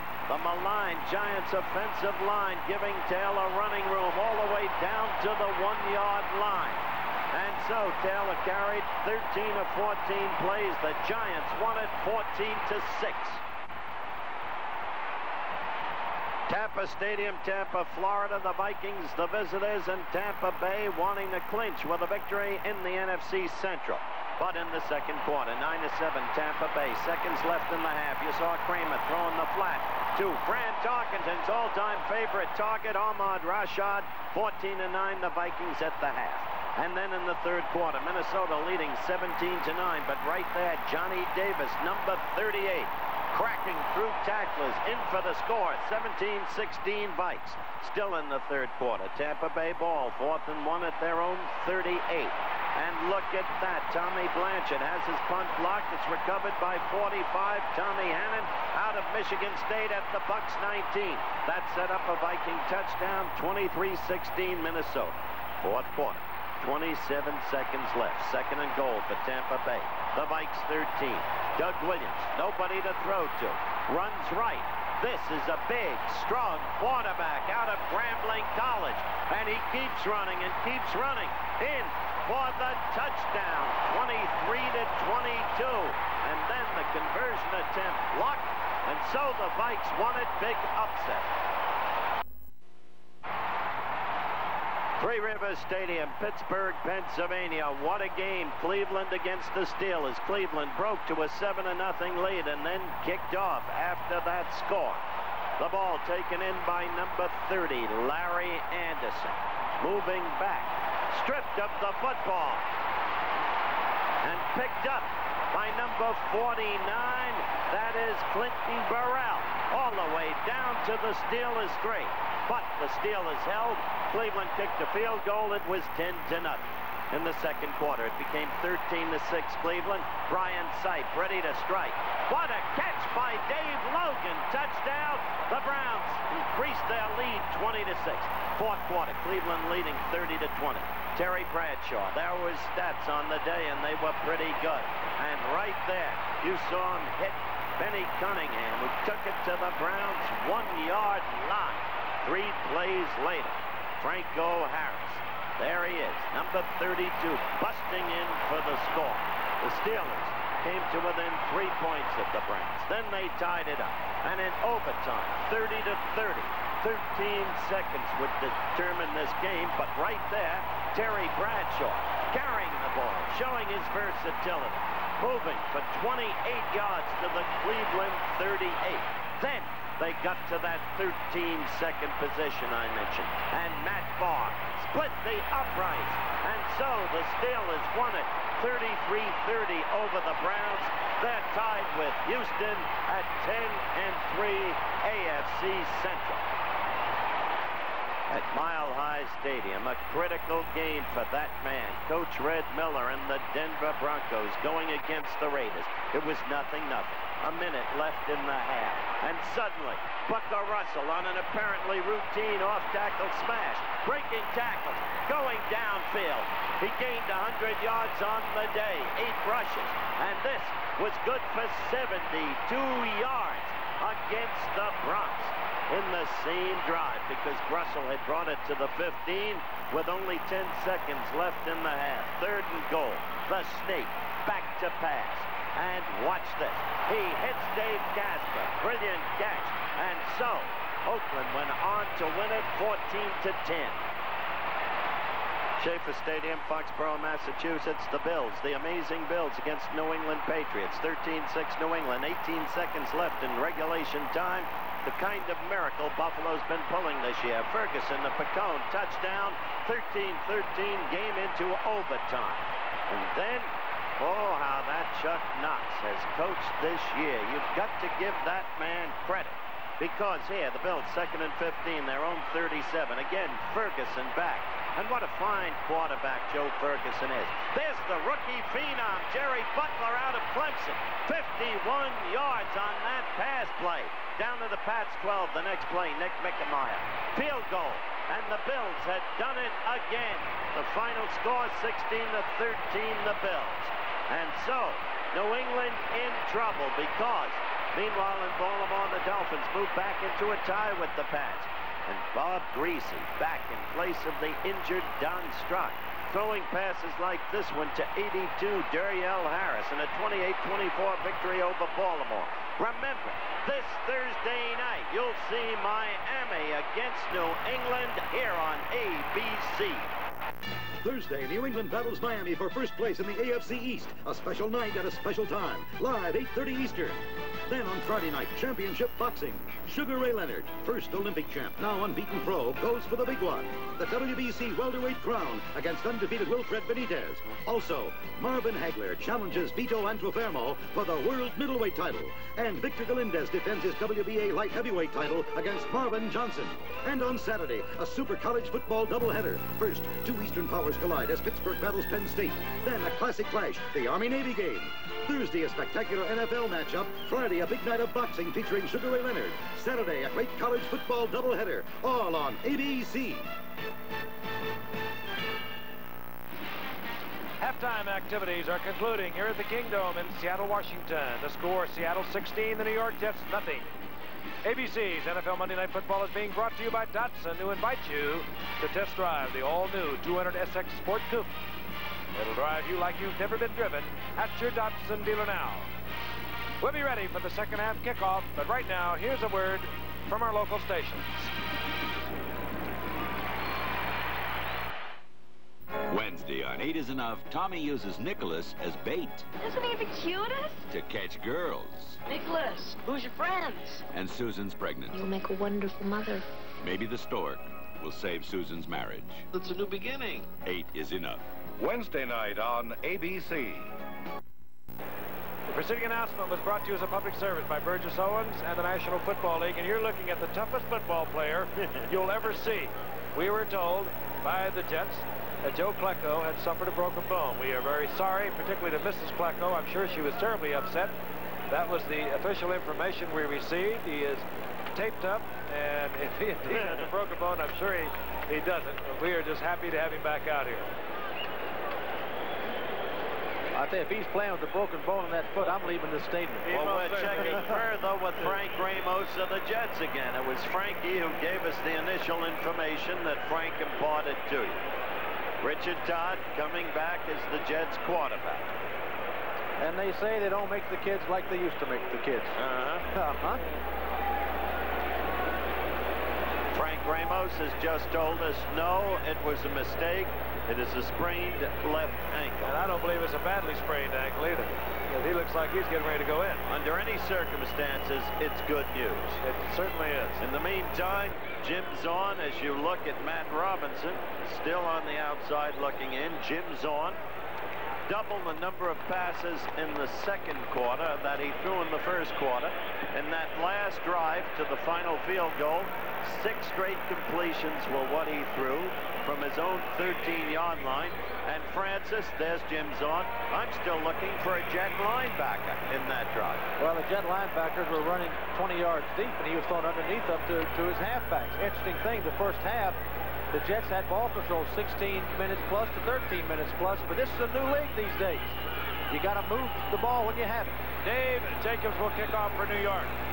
Deep is Tony Green, and this will be Tony Green from his 5-yard line. And Green gets around to the outside and handles out to the 28-yard line, taken out of bounds there by Tim Moresco, and for the Seahawks, out trots Jim Zorn, 14 of 17. I want to see if Jim just keeps throwing now. If he even bothers with the run. He should throw on first down. He wasn't bad last week. 24 of 33, 384 yards, 4 touchdowns against New Orleans. He got killed in only 1 game this year. The unaccountable performance against the Rams when the Hawks were held to -7 yards. From their own 28-yard line, Steve Largent. Top of your screen, he's 5 receptions on the night. There's Largent in motion. Play action fake by Zorn.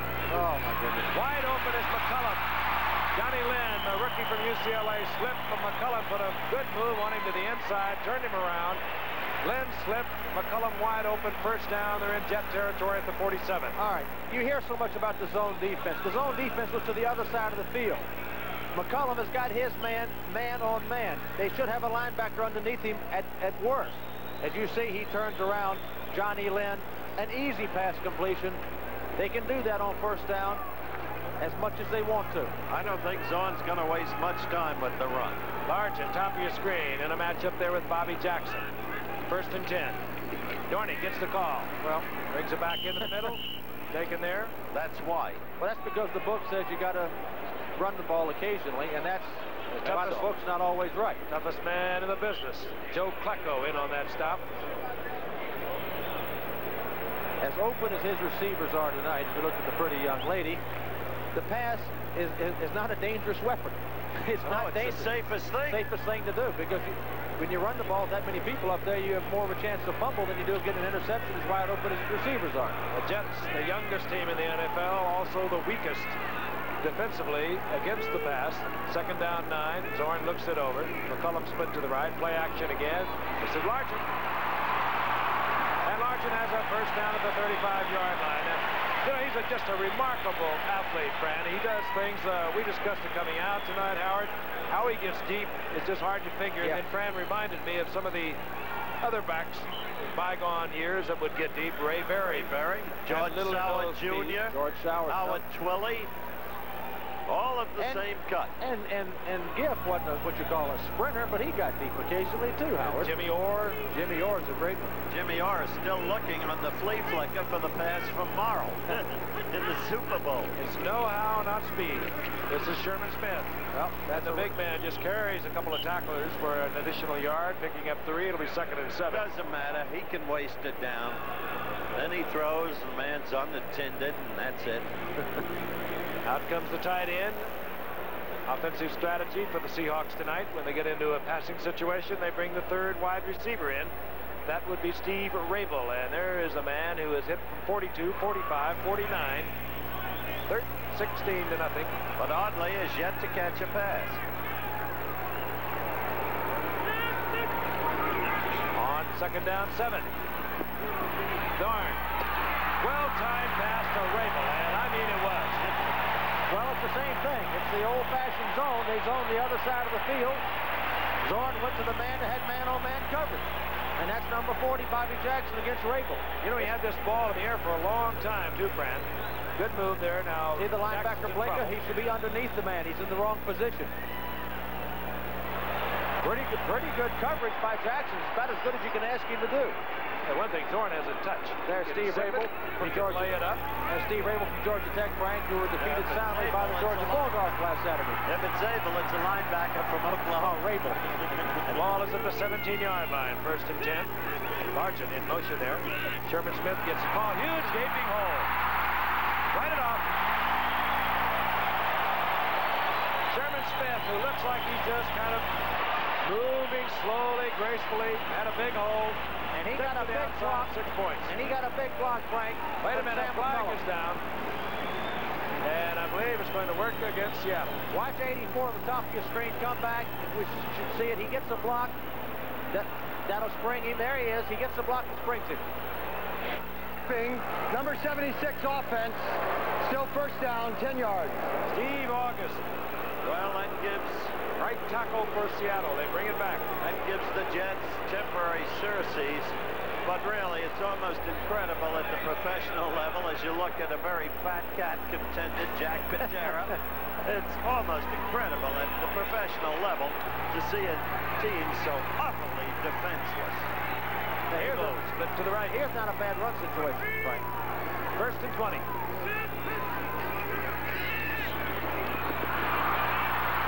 Zorn gets it to McCullum. Johnny Lynn there first defensively for the Jets. Gain of about 3 yards, but Zorn, under heavy pressure, was able to get it away. That, my friends, was just a great play by Jim Zorn. Plenty of pressure by the defense, threw him off balance, and he still completed the pass. Oh, what a great story he is, too. 18 out of 21. How about that? Came up with the Cowboys in 75. They cut him loose. Final cut. They had to get a running back, so they went for Preston Pearson. Let Zorn go. He hung around with the Los Angeles Rams the rest of that year. He's completed 11 in a row, Gipper. 11. 2nd down, 16. McCullum in motion. Ball at the 22-yard line. Quarterback draw. The Jets read it fairly well, but Zorn is able to get 5 yards out of it. It'll be 3rd down and about 9. Abdul Salam in on the stop defensively for the Jets. In the midst of all of this, to get to the most important matter on earth at the moment, tonight and every night, as long as the situation in Iran remains critical, ABC News will bring you a special report immediately following your late local news. ABC News with Bob Dyke in Iran and doing a job that has caught the attention of the entire nation. And Peter Jennings, great reporting. 3 wide receivers. Smith is wide open. Sherman Smith working against Mike McKibben. It was a total mismatch. Touchdown, Seattle. Frank, I'm going to give the Jets the benefit of the doubt. Maybe they've got injuries to their secondary and only have 4 defensive backs that are healthy. But again, they're called 4 defensive backs. You got a linebacker, McKibben, against Sherman Smith. That is not a match, as you see there. Sherman Smith's too quick for him. Easy touchdown. Seattle Seahawks. I think there's a time to just lay it on the line. There can be no excuses for this kind of performance, period. At the professional level, Brent Herrera. And Seattle is running away with it. 23-0. Seattle over New York. 10:20 remaining in the 3rd quarter. All right, you just saw Sherman Smith. He was a quarterback in college. We asked him what adjustments he had to make from being a quarterback in college to a running back. Well, up to that point, I had never taken a handoff. I had never blocked anybody. I caught a few passes. But the biggest adjustment was just learning how to run the ball from a running back position, because I was an option quarterback in college, and it's just a lot different. Were you surprised when they moved you to running back? Well, a few teams had talked to me about playing running back, but I was very surprised because I was drafted as a wide receiver, and they didn't tell me I was going to be a running back till the day before training camp started, so I was very surprised. One of the game's quick learners, I would say. Sherman Smith, been the leading rusher for 3 years for Seattle. Herrera will kick off for Seattle. Busy special units team tonight. Herrera's hit 3 field goals. Seattle has a couple of touchdowns. Bruce Harper is deep for the Jets, number 42, back there with Bobby Jones, number 89. 10:20 remaining in the 3rd quarter. Herrera pounds Gives it to Harper at the 3. And Harper struggles out to the 23-yard line, captured there by Cornell Webster. And the Jets stop their offensive unit out on the field. League leading rushing unit, 170 yards, and they are probably heading for that again this evening. There's Matt Robinson looking on. Well, I would think they better forget to rush now and put the ball up in the air, but they've got to score a lot of points. And they're not going to do it by running. Jones split to the left. Jerry Gaffney out to the right. Jets from their own 23. Chittag, wide open is Gaffney. And he does not hold on. It would have been a difficult catch, but one that should have been handled. This assignment of that secondary and the Seattle Seahawks defensive unit is chewing the fat back there. They knew they blew it. Look at it again. All right, let's give Richard Dodd credit here. He really made a very good throw here. The man broke late. He laid it up with some degree of touch. Catch should have been made. Touchdown should have been had. This time it was the receiver's fault, and earlier time it was unfortunately Richard's fault when he threw to the wrong side and still overthrew Jerome Barker. 2 easy touchdown situations missed by the Jets. On 2nd and 10. Over the middle is complete to Clark Gaines. And Gaines with a little bit of extra effort up close to a first down. I think he got it, Gibb. Autry Beeman there defensively for Seattle. Autry Beeman, another Minnesota Viking that played with Francis. And the Seattle Seahawk is down. It's the middle linebacker, Terry Beeson.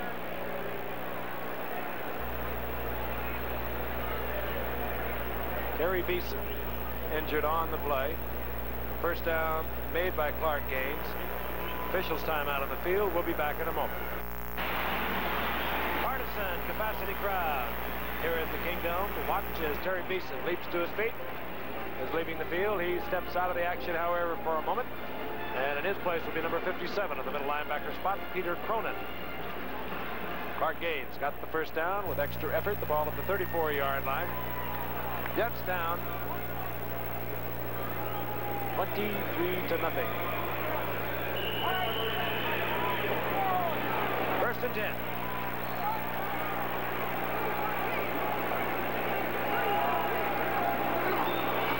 Clark Gaines finds some running room on the outside.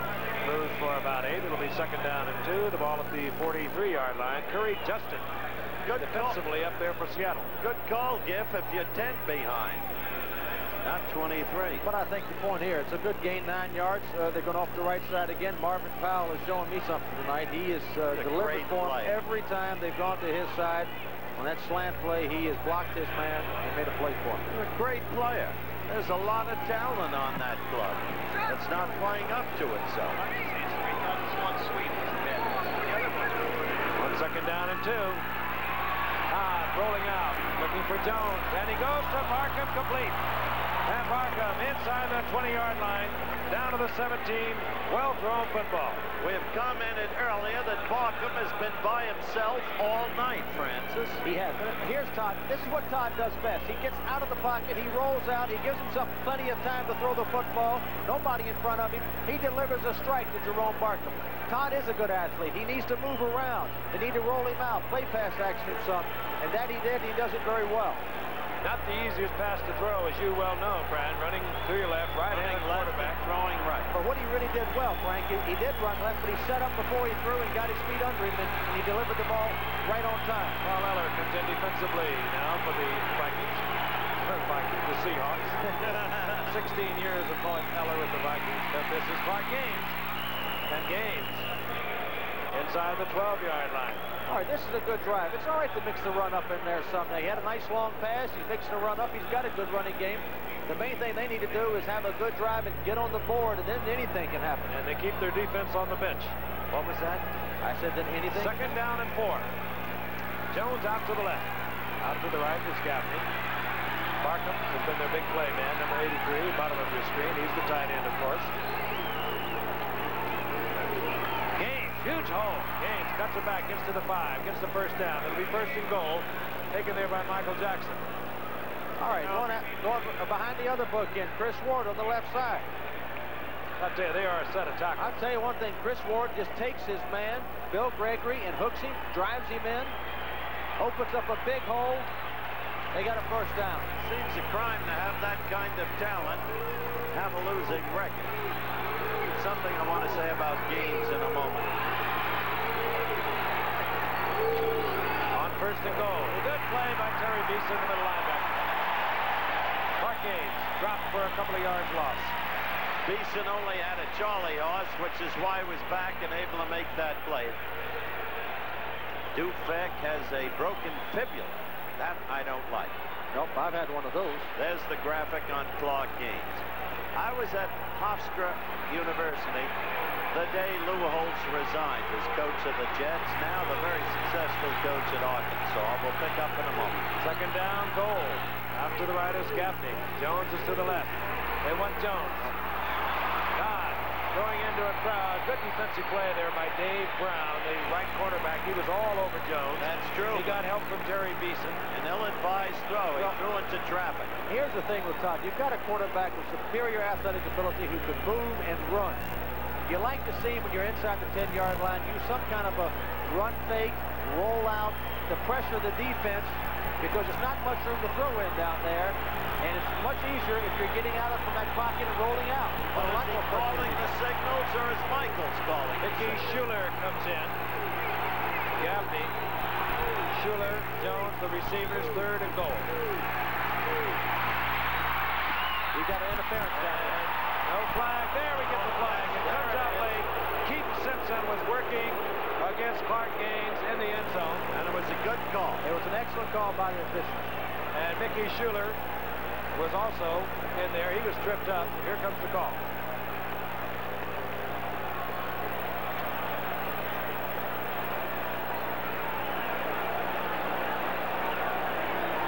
What I was about to tell you as we await the call is that on that day when Lou Holtz... Defense number 27 in the end zone. First down to the 1-yard line. Audrey Beeman, pass interference in the end zone. The ball goes to the 1, automatic first and goal. No question, good call. Lou Holtz was virtually in tears, and as he left, and you're looking at his successor, Walt Michaels, and Holtz said, I'll tell you one thing, I'm leaving a player behind. Clark Gaines is for real. And he was right. Kevin Long in there now. He gets the call. Gets to the outside. You saw the flag.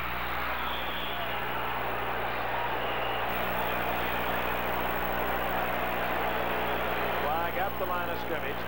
Appears to be against Seattle. Side defense. Touchdown. Kevin Long. Touchdown. Jets are on the scoreboard. 6:49 remaining in the third quarter. There's another fine football player. When Gaines was hurt last year, Kevin Long was the starter. He became the Jets who had the second most yardage in their history with over 950 yards rushing. To show you the value of Gaines, he's also the top receiver. He got the job back again this year. Jacobs for the conversion. It's good.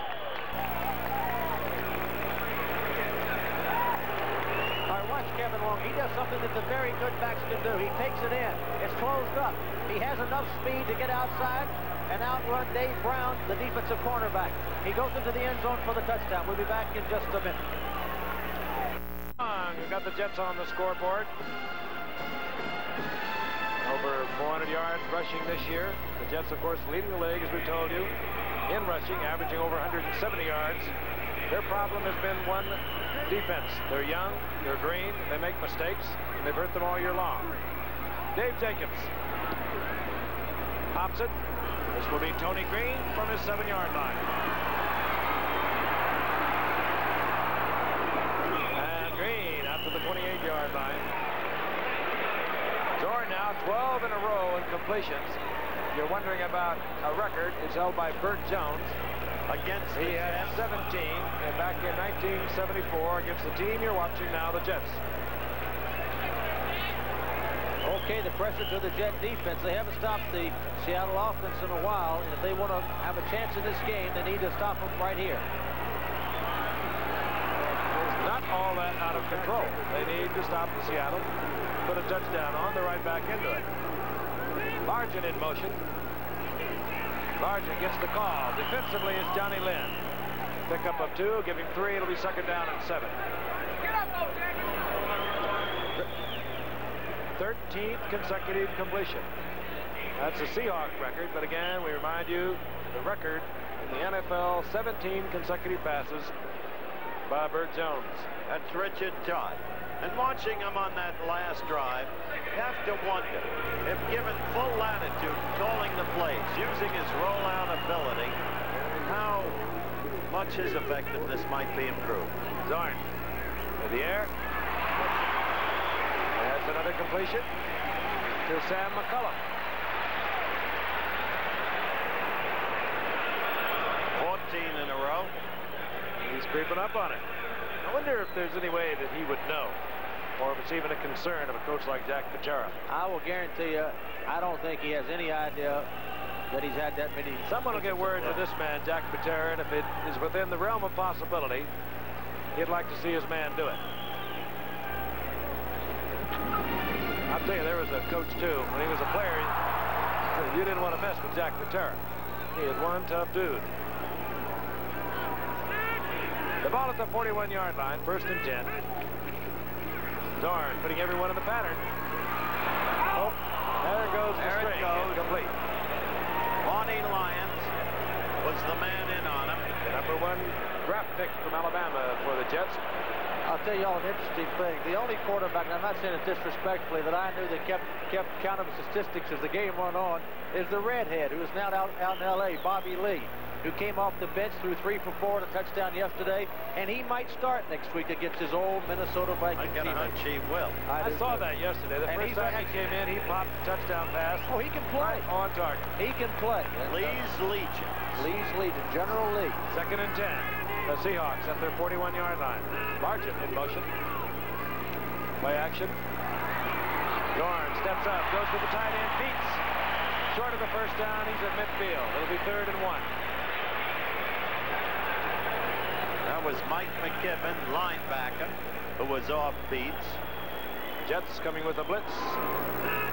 Now here's Beats, the bottom of your screen, going across. Zorn is play pass action. He gets by the middle linebacker, goes all the way across the field, makes the play. Hard to believe that in this, the 13th game of the season for both these teams, the Jets have only 14 sacks as a team.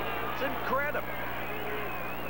There's Largent adjusting to the wing back in the short yardage situation. The 2 tight end. Sherman Smith gets the call. Easy first down. Turns the corner, runs into Bobby Jackson. But first down, Seattle. They're at the 46-yard line now, the Jets, as they grind inexorably downfield. 4:50 remaining here in the 3rd quarter. I like to watch Sherman Smith play. Isn't he a good He player? is so smooth. He's just like velvet out there. He gives you the appearance. He's hardly moving at all, and all of a sudden, zip, there's a little hole, and he's gone. Like to watch Seattle play. Had they not had that onerous schedule in the beginning with the Denver game, the turning point of their season, they were ahead 34-10 ahead of Denver, and somebody went to the John, and in 3 minutes, Denver was back in the game, having scored 3 touchdowns. It wasn't Craig Morton, because that was one of his great days. Denver winning that. Timeout called by Seattle. We'll be back at the Kingdome in just a moment. That should be some game as the standings in the AFC East reflect. New England, frankly disappointed, upset by Buffalo. Miami coming back with Bob Greasy, replacing the injured Strock. And, of course, playoff berth at stake. Thursday night, Frank, Dandy to bring it to you. And at halftime, you'll be visiting with Sugar Ray Leonard on the eve of his bout against Wilfredo Benitez for the welterweight crown. Frank? Seattle has a 1st and 10, the 46-yard line of the Jets. Largent is in motion. Play action. Zorn gets it out to Sherman Smith. And Smith out of bounds, 41-yard line. Stan Blinka, the middle linebacker, 54 over there defensively for the Jets. There's a gain of 5. It'll be 2nd and 5. Frank, as I watch Jim Zorn, as you see him most every time he's throwing the ball, he's using play pass action. He's rolling out one way or the other. It's not unlike the type of offense that Richard Todd can run. I don't think Richard Todd should be set back just in the pocket. He's the kind of a guy that's got the athletic ability that Zorn has. I'm not saying he's as good as Zorn, but has that kind of ability to be able to move around just like Zorn does. Zorn looking over 2nd down and 5. He splits McCullum to the left. Steve Largent out to the right. Inside handoff, big hole, and that's what I'm talking about. Sherman Smith. That time he just exploded through it. Little quick opening. John Yarno, Bob Newton, Tom Lynch working in the middle of that Seattle line. First down inside the 32-yard line of the Jets. There's Jerry Barkham, the tight end. He's had himself a good night. It could have been a much better night, quite frankly. He could have had a touchdown had he been thrown to properly. But he's been alone all night. And under other circumstances, might have had a memorable evening. Inside 4 minutes remaining in the 3rd quarter. Seattle threatening once again. Zorn back. Beautiful move by Largent. And you won't see that often. Just remember it because it's a rarity for this man. He had his hands on it, but what a move he put on the cornerback out there, Bobby Jackson. Well, Zorn was, for the first time, really, in the game, under tremendous pressure. He was. Larson coming down, running on Bobby Jackson. Good out. Well, the ball was delivered fine. It was a great throw by Jim Zorn because Gastineau was right on him, knocked him down. Zorn had to throw the ball early. He did, and he threw it right on the money. Largent, Rabel, McCullum, wide receiver offense. 3 of them in there. The tight ends are out. 2nd down and 10. Ball at the 31-yard line. Seahawks on top, 23-7. Largent in motion. Hand off, Sherman Smith, and Sherman Smith goes down, taken there by Joe Flacco. All right, this is the best chance the Jets have had to stop the Seahawks offense here in the 2nd half. Fran, I didn't understand that call. Loss of 3, back to the 35, 3rd and 13. Howard was a 2nd and 10 call. They're expecting pass. It was a good change-up call to run the ball. It didn't work out, but it was not a bad change-up call. Okay. I don't agree, but okay. That's okay. Largent goes to the wide side of the field. He picks up Bobby Jackson out there. Out to the left is McCullum. And you would suspect that Bobby Jackson will have the benefit of zone coverage. He does. Oh, he's got McCullum. Wide open McCullum. Out of bounds inside the 11-yard line. Totally beating Johnny Lynn. All right. They went zone to the left side. Largent and left McCullum all alone against Johnny Lynn. All right, as you look at this again, Fran, you call it. There's a point I want to make. All right, Johnny McCullum running a Z-out pattern back to the corner. He's really got his man on man. That's a mismatch. McCullum makes the play. Here's McCullum again. Former Viking makes a post move back out to the outside. He has Johnny Lynn turned all around, but Johnny Lynn's in an impossible situation.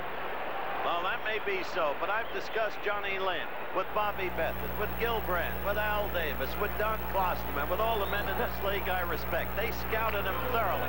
They said he has excellent speed, straight ahead and back, but no lateral speed. He got turned around, he couldn't recover, and maybe that's what they were talking. Well, you laid some heavies on Johnny. I sure did. With Sherman Smith. Line of scrimmage. That's it. 2nd down. Well, in defense of Johnny Lynn, I haven't seen those Cowboy cornerbacks play too good a pass defense this year either, Howard. The Gill drafted. Cowboys, you said? The Cowboys. Still a good football team. They are an excellent football team, and I think they'll probably still win their division. Philadelphia may have something to say about that. They've got a road to hoe. They've got Philadelphia, the Giants, and Washington. That's a great division. I'll tell you that Ray Perkins, what a coaching job he's done. On 2nd and 11. Out there intended for Sherman Smith. Big funnel in the play. Well, the worst they get out of this is Herrera. Well, you know, if you do some speculation, here's Seattle, pretty good football team. There's Sherman Smith limping. They're probably not going to go to the playoffs. Just think a few years ago when they and Tampa Bay came into the league and they put Seattle in the AFC West and put Tampa Bay in the NFC Central. What if that had been got the break? What if that had been changed around? This team would be winning. Seattle might be unbeaten. That's right. 3rd down and 11. What is it? 32. Jeff Moore comes in. Sherman Smith goes out. Sherman Smith playing well tonight. He missed all of last week with a bruised tailbone. And Jeff Moore, the rookie from Jackson State, number 32, is in there for Sherman Smith. Safety blitz. With a good move again. It's Johnny Lynn. He looked to the inside. Lynn went for it, stepped to the outside. Johnny Lynn, he's a 6-footer. McCullum is 6'2". Well, I made my decision. The scouts were right. Well, safety blitz up the middle. Sam McCullum, great play by Zorn. Great play by Zorn. Single coverage. Good pickup by that offensive line of Seattle also. It really was. McCullum made the good move again. There's no defensive back in the world to cover man-on-man in a situation like this. McCullum made the move. Zorn put the ball perfectly there. Result, touchdown. Our friend Herrera, who's had a busy night. And a very successful night. Seattle 30, the Jets 7, and we have 1:58 remaining in the third quarter. We'll be back in a moment. Jim Zorn. Wonder why they love him up here?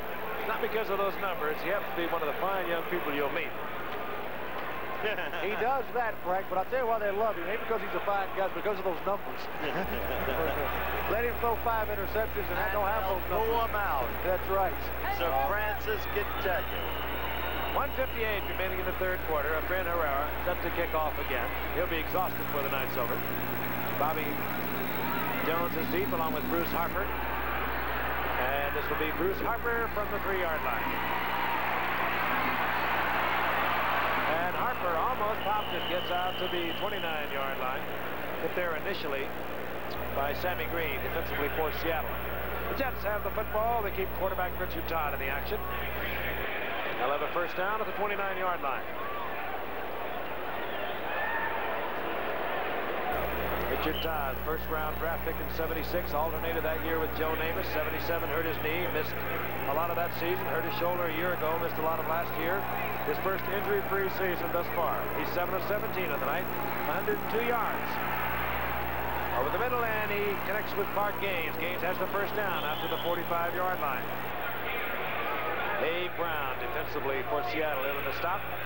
Dave Brown, who started every game Seattle has ever played, came in the veteran allocation from Pittsburgh, where he had been a #1 draft pick.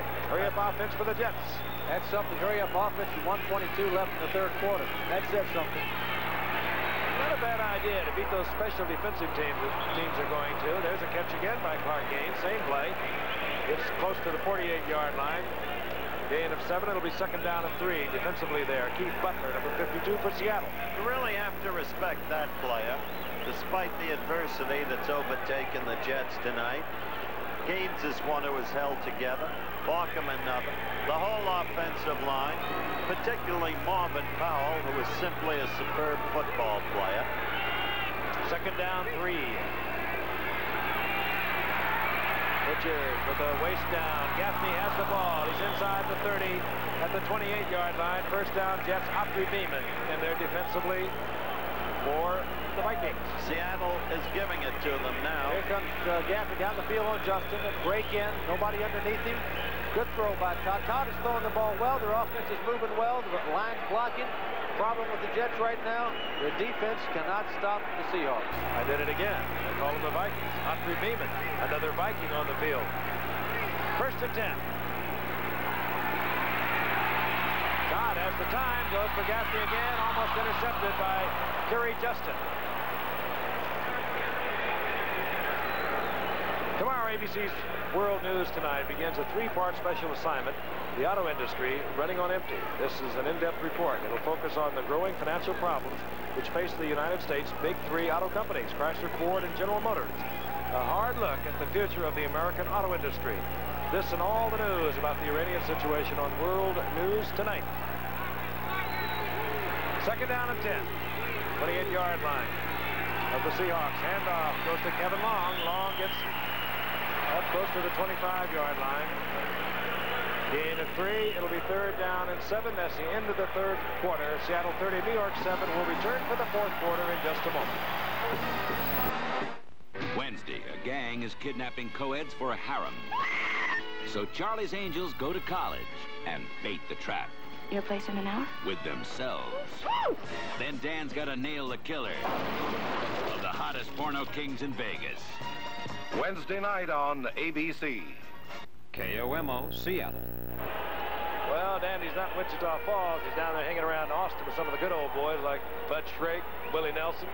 And he'll be joining Fran and I on Thursday night for quite a football game. He got the big break tonight. Miami and New England in a battle for first place in that Eastern Division of the AFC. Dandy gives me all the big ones, Howard. Yep. Third down for the Jets. They have the ball inside the 26-yard line of the Seattle Seahawks as we begin this fourth quarter. The Jets down 30-7. Richard Todd puts Gaffney out to the right, Bob Jones to the left. Has the time over the middle, and it's complete again to Jerry Barkham. First down inside the 15 at the 13-yard line. Otfrid Beeman again on the stop, the former Viking. He's played splendid isolation all night, Barkham. Here's pretty good. We'll have a hurry-up offense. Watch Barkham here. They double the outside receivers. Todd went exactly the right person. There's Barkham will turn in. He's got to completion. Good read by Rich. Jets really accomplished what they wanted with that hurry-up offense. The special unit for Washington. Seattle did not get on the field. Mark Gaines was the ball carrier there. Hello, Frank. I was just watching, though. That really must be the reason they're doing it. They go quickly, and, of course, so many teams now are changing their defense with every situation. That time, the Jets caught them. Second down and 8. They get a first down up to 3. Bobby Jones splits right. Handoff. Mark Gaines gets to the 5-yard line. Manu Tuiasosopo, the rookie from UCLA, first-round draft pick. I like it down. I enjoy it. 2 for 4. You can hit it every time now, Diff. Good football player. Yes, he is. They've got 2 rookie defensive tackles, Tuiasosopo Hardy, the kid and Robert Hardy. State. You got to like them both. They're going to be around here a long time. Quality players they are. Mark Gaines, single setback, third down, long 2. Needs to get to the 3 for the first down. I don't believe he did it. Defensively, Keith Butler was in there initially, and he got a lot of help from his friends. I'll tell you, Keith Butler made some plays. It looked like he had plenty of room to get the first down, and all of a sudden this shot came out with a blue jersey on it, the number 53, and that was Keith Butler. And if they didn't make the first down, which I don't think they did, it's because of Keith Butler. Yeah, they're going to bring out, the chains. I don't think they made it either. But they got another shot. Maybe they would kick a field goal on fourth down. Oh, no. No. Punt? You think they would punt? He's short. About 20 inches, we would guesstimate. Defensively, Seattle adjusts to their short yardage defense. They put all the big beef in there. The Jets put all their big beef. We'll have a big pushing contest. The Jets have been coming to the left in this situation. Behind their backup tight end, Mickey Schuler, who's an excellent blocker, and Chris Ward.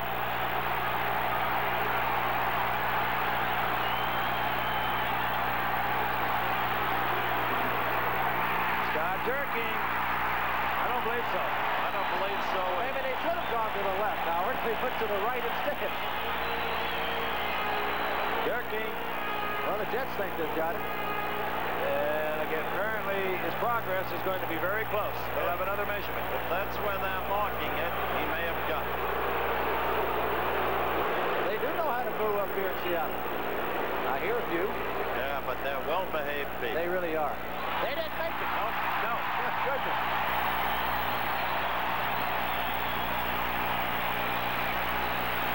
Walt Michael, his charges turn back inside the 5-yard line, where Seattle will have a 1st and 10. And we're going to pause. We'll be right back.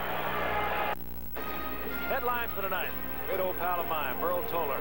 Great football player, USF. Unfortunately injured in the college all-star game. Moved on successfully in a different profession, and of course is one of the fine officials in the NFL today, but he was something else. Played with the likes of Ollie Matson, so many of those USF boys that went on into the professional ranks. Tito Marchetti. All right, Seattle with the first down inside their own 5. Dorn likes to throw. Goes out to Dorning. Incomplete. Overthrown. Up there defensively, Bobby Jackson. Second down and 10. That, my friend, was almost a touchdown for the Jets. Jimmy threw one of the few bad balls he's thrown tonight. Hello, Bob. Where we go, there are birds. What's the first bird, Howard? Baseball, I guess, was San Diego. Was that the first? In the beginning, there were the birds, and they settled in the land of fallen. I should never have asked you. Genesis. 2nd and 10. Ball at the 3-yard line. Dorning. And Dorning powers out to the 10-yard line, where it'll be 3rd down and about 3.5 for the first. Washington State. We saw him earlier in Atlanta. He had a tremendous football game down there. Still contemplating medical school. Frank, talking about our game coming up Thursday night, the Miami Dolphins versus the New England Patriots. Who do you think Shula will start at quarterback? He has no choice. Strzok's not 100%. He'll have to start Bob. Although the Dolphins do say Strzok might be okay. 3rd down, long 3. Sherman Smith. Down goes Sherman Smith.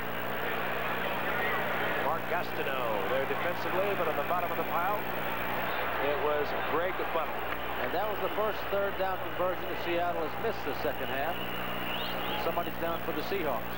And we are also going to see the first punt for Seattle of the night. It's amazing, isn't it? First punt. Cannot read the number. I think it's 61, Tom Lynch. I think it might be, but we'll wait until we get confirmation. There's timeout down in the field, and we'll be returning to Seattle in just a moment. Sugar Ray Leonard. And what a fight that should be against the great counterpuncher, the champion Benitez. Plus, those fights. Antifermo, not a stylist, but so rough and so tough in the Monzone fashion. Against the distinguished New Englander, Hagler, waiting so long for his chance, unbeaten, and apparently great fighter. Then, the Bull, Galindez, against Marvin Johnson, the Indianan, who was in München with us, representing the United States, a clever fighter, and unfortunately now, another stretch. This is Tom Lynch. Yes. He'll be leaving the game. Bob Newton, the other guard for Seattle, left early. He was hurt in the first quarter. Jack Patera. This team being damaged considerably by injuries. We'll get a full report as quickly as we can on Tom Lynch. Meanwhile, it'll be 4th down for the Seahawks. 12:01 remaining in the game.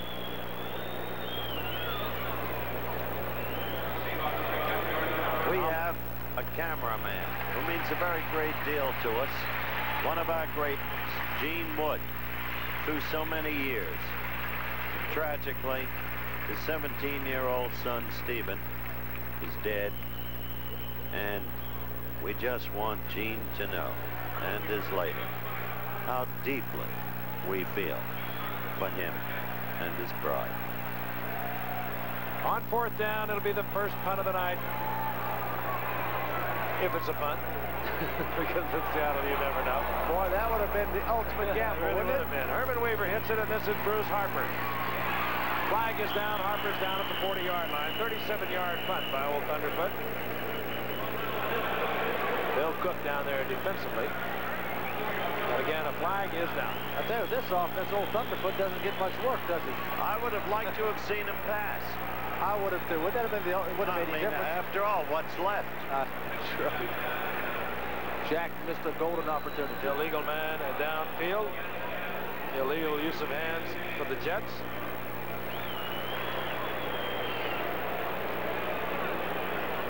All right, does the major penalty stand up against the lesser penalty, Frank? I think they're going to wipe each other out, and they'll do it again.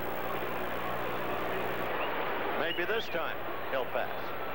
It's a golden opportunity for Jack. He's building such a great reputation as a riverboat gambler. 4 fourth-down plays last week against Atlanta. He had a number of fourth-down plays. Ineligible man downfield on the offense. Illegal use of the hands of the return team. Play will go over. 4th down. All right, come on, Jack. Now's your opportunity. Tom Lynch, we have been told, was kicked in the back. He has been taken into the locker room. They will have further diagnosis. We'll get back with you. Isn't that a pretty statistic? Well, it shows you that both offenses are pretty good. Herman Weaver gets to kick again, so he'll get a little workout tonight. Bruce Harper standing right at midfield for the Jets. side of Weaver's foot. And it takes a bit of a jet bounce, and Peets hustles down there to kill the ball at the 37-yard line. Good field position for the Jets. On that basis, he should have passed. That's right. Thunderfoot had a powder puff kick. Herman Weaver, we were just half-heartedly kidding. He has thrown the ball on 4th down from punt formation 3 times this year and completed a pass each time he's made the attempt. All right, the Jets will attempt to pull this one out. At 30-7. To Todd. Clark Gaines.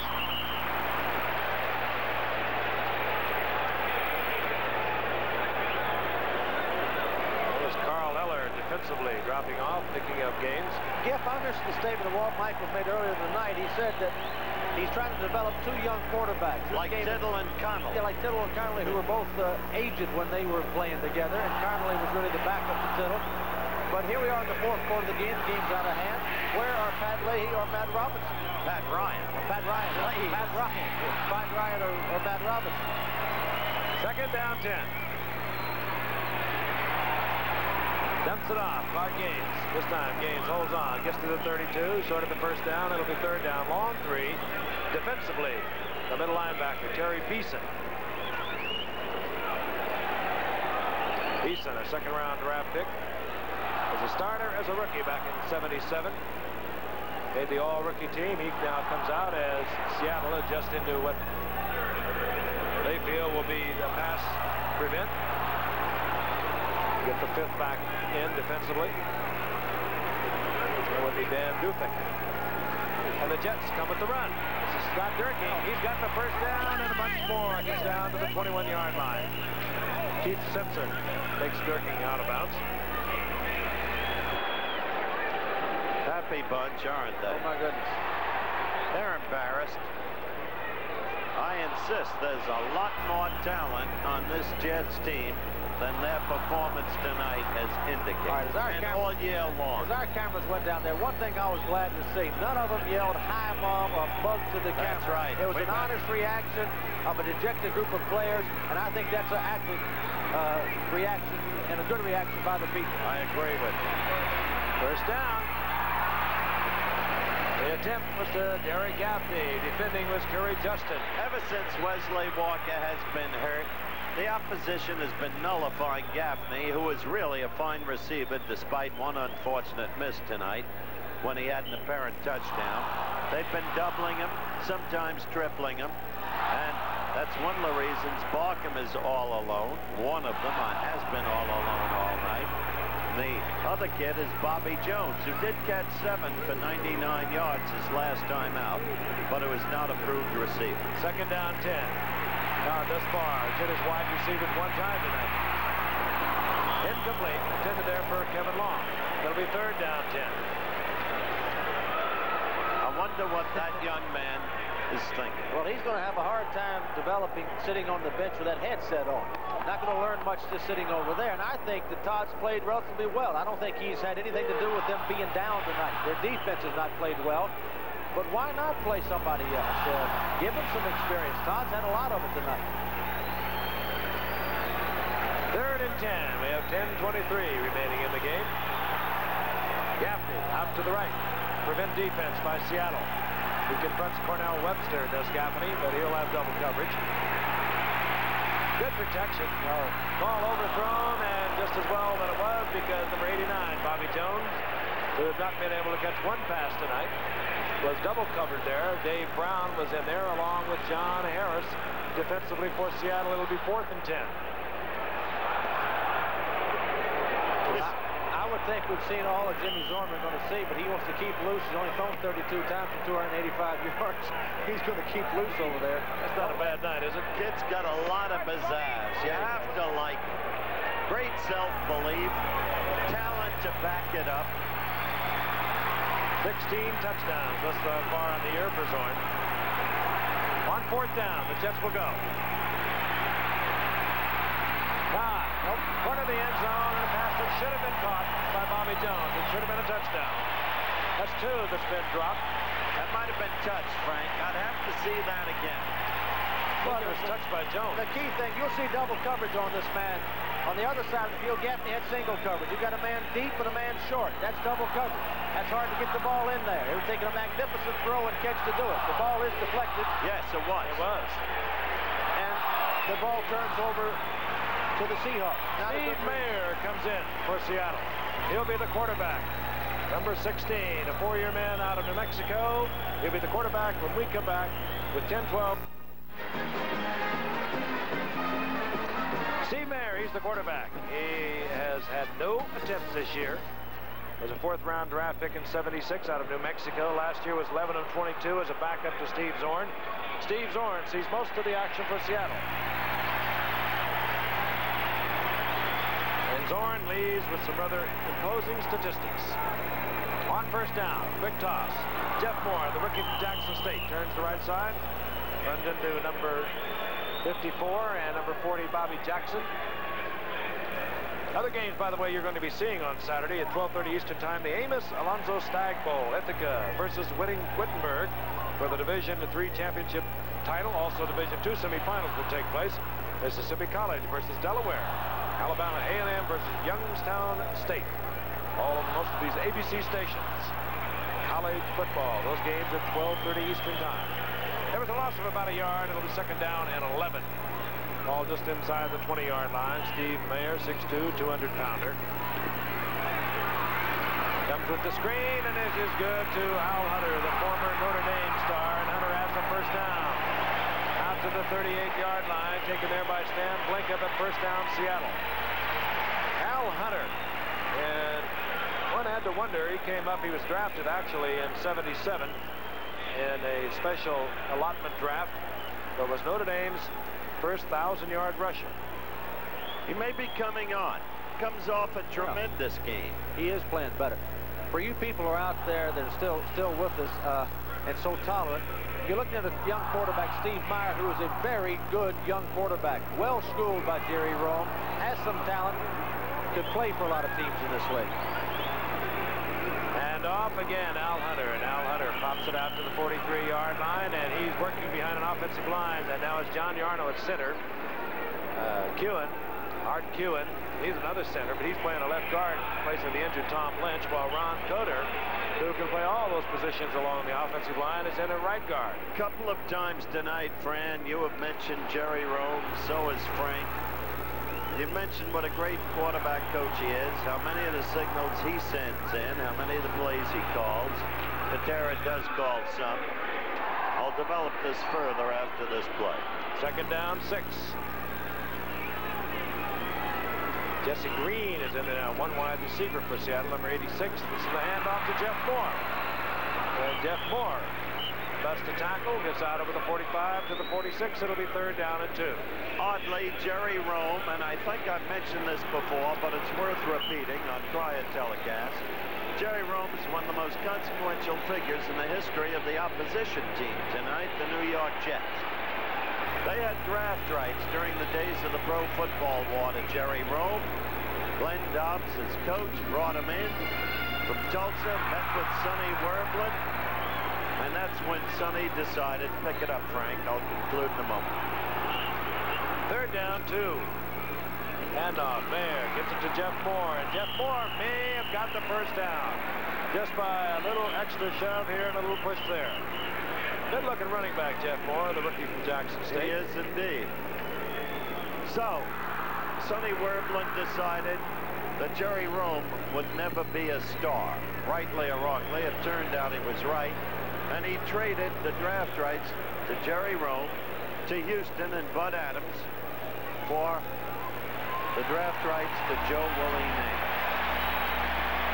So they know about Jerry Rome in New York. Howard, since we're talking about quarterbacks, Bob Grease has taken a lot of heat down in Miami. He was benched last week by Shula for Strock. But how about the situation in New England? Here's a team with great talent that's struggling, 8-5. How about their quarterback situation? What do you think about that? As soon as Matt Cavanaugh can stand, I would play. 1st and 10. Ball at the 48-yard line. Mayer, the quarterback. Play action. Flecko in pursuit. Deep downfield is Steve Rabel. And he's in a battle with Bobby Jackson. Neither one wins it. Incomplete.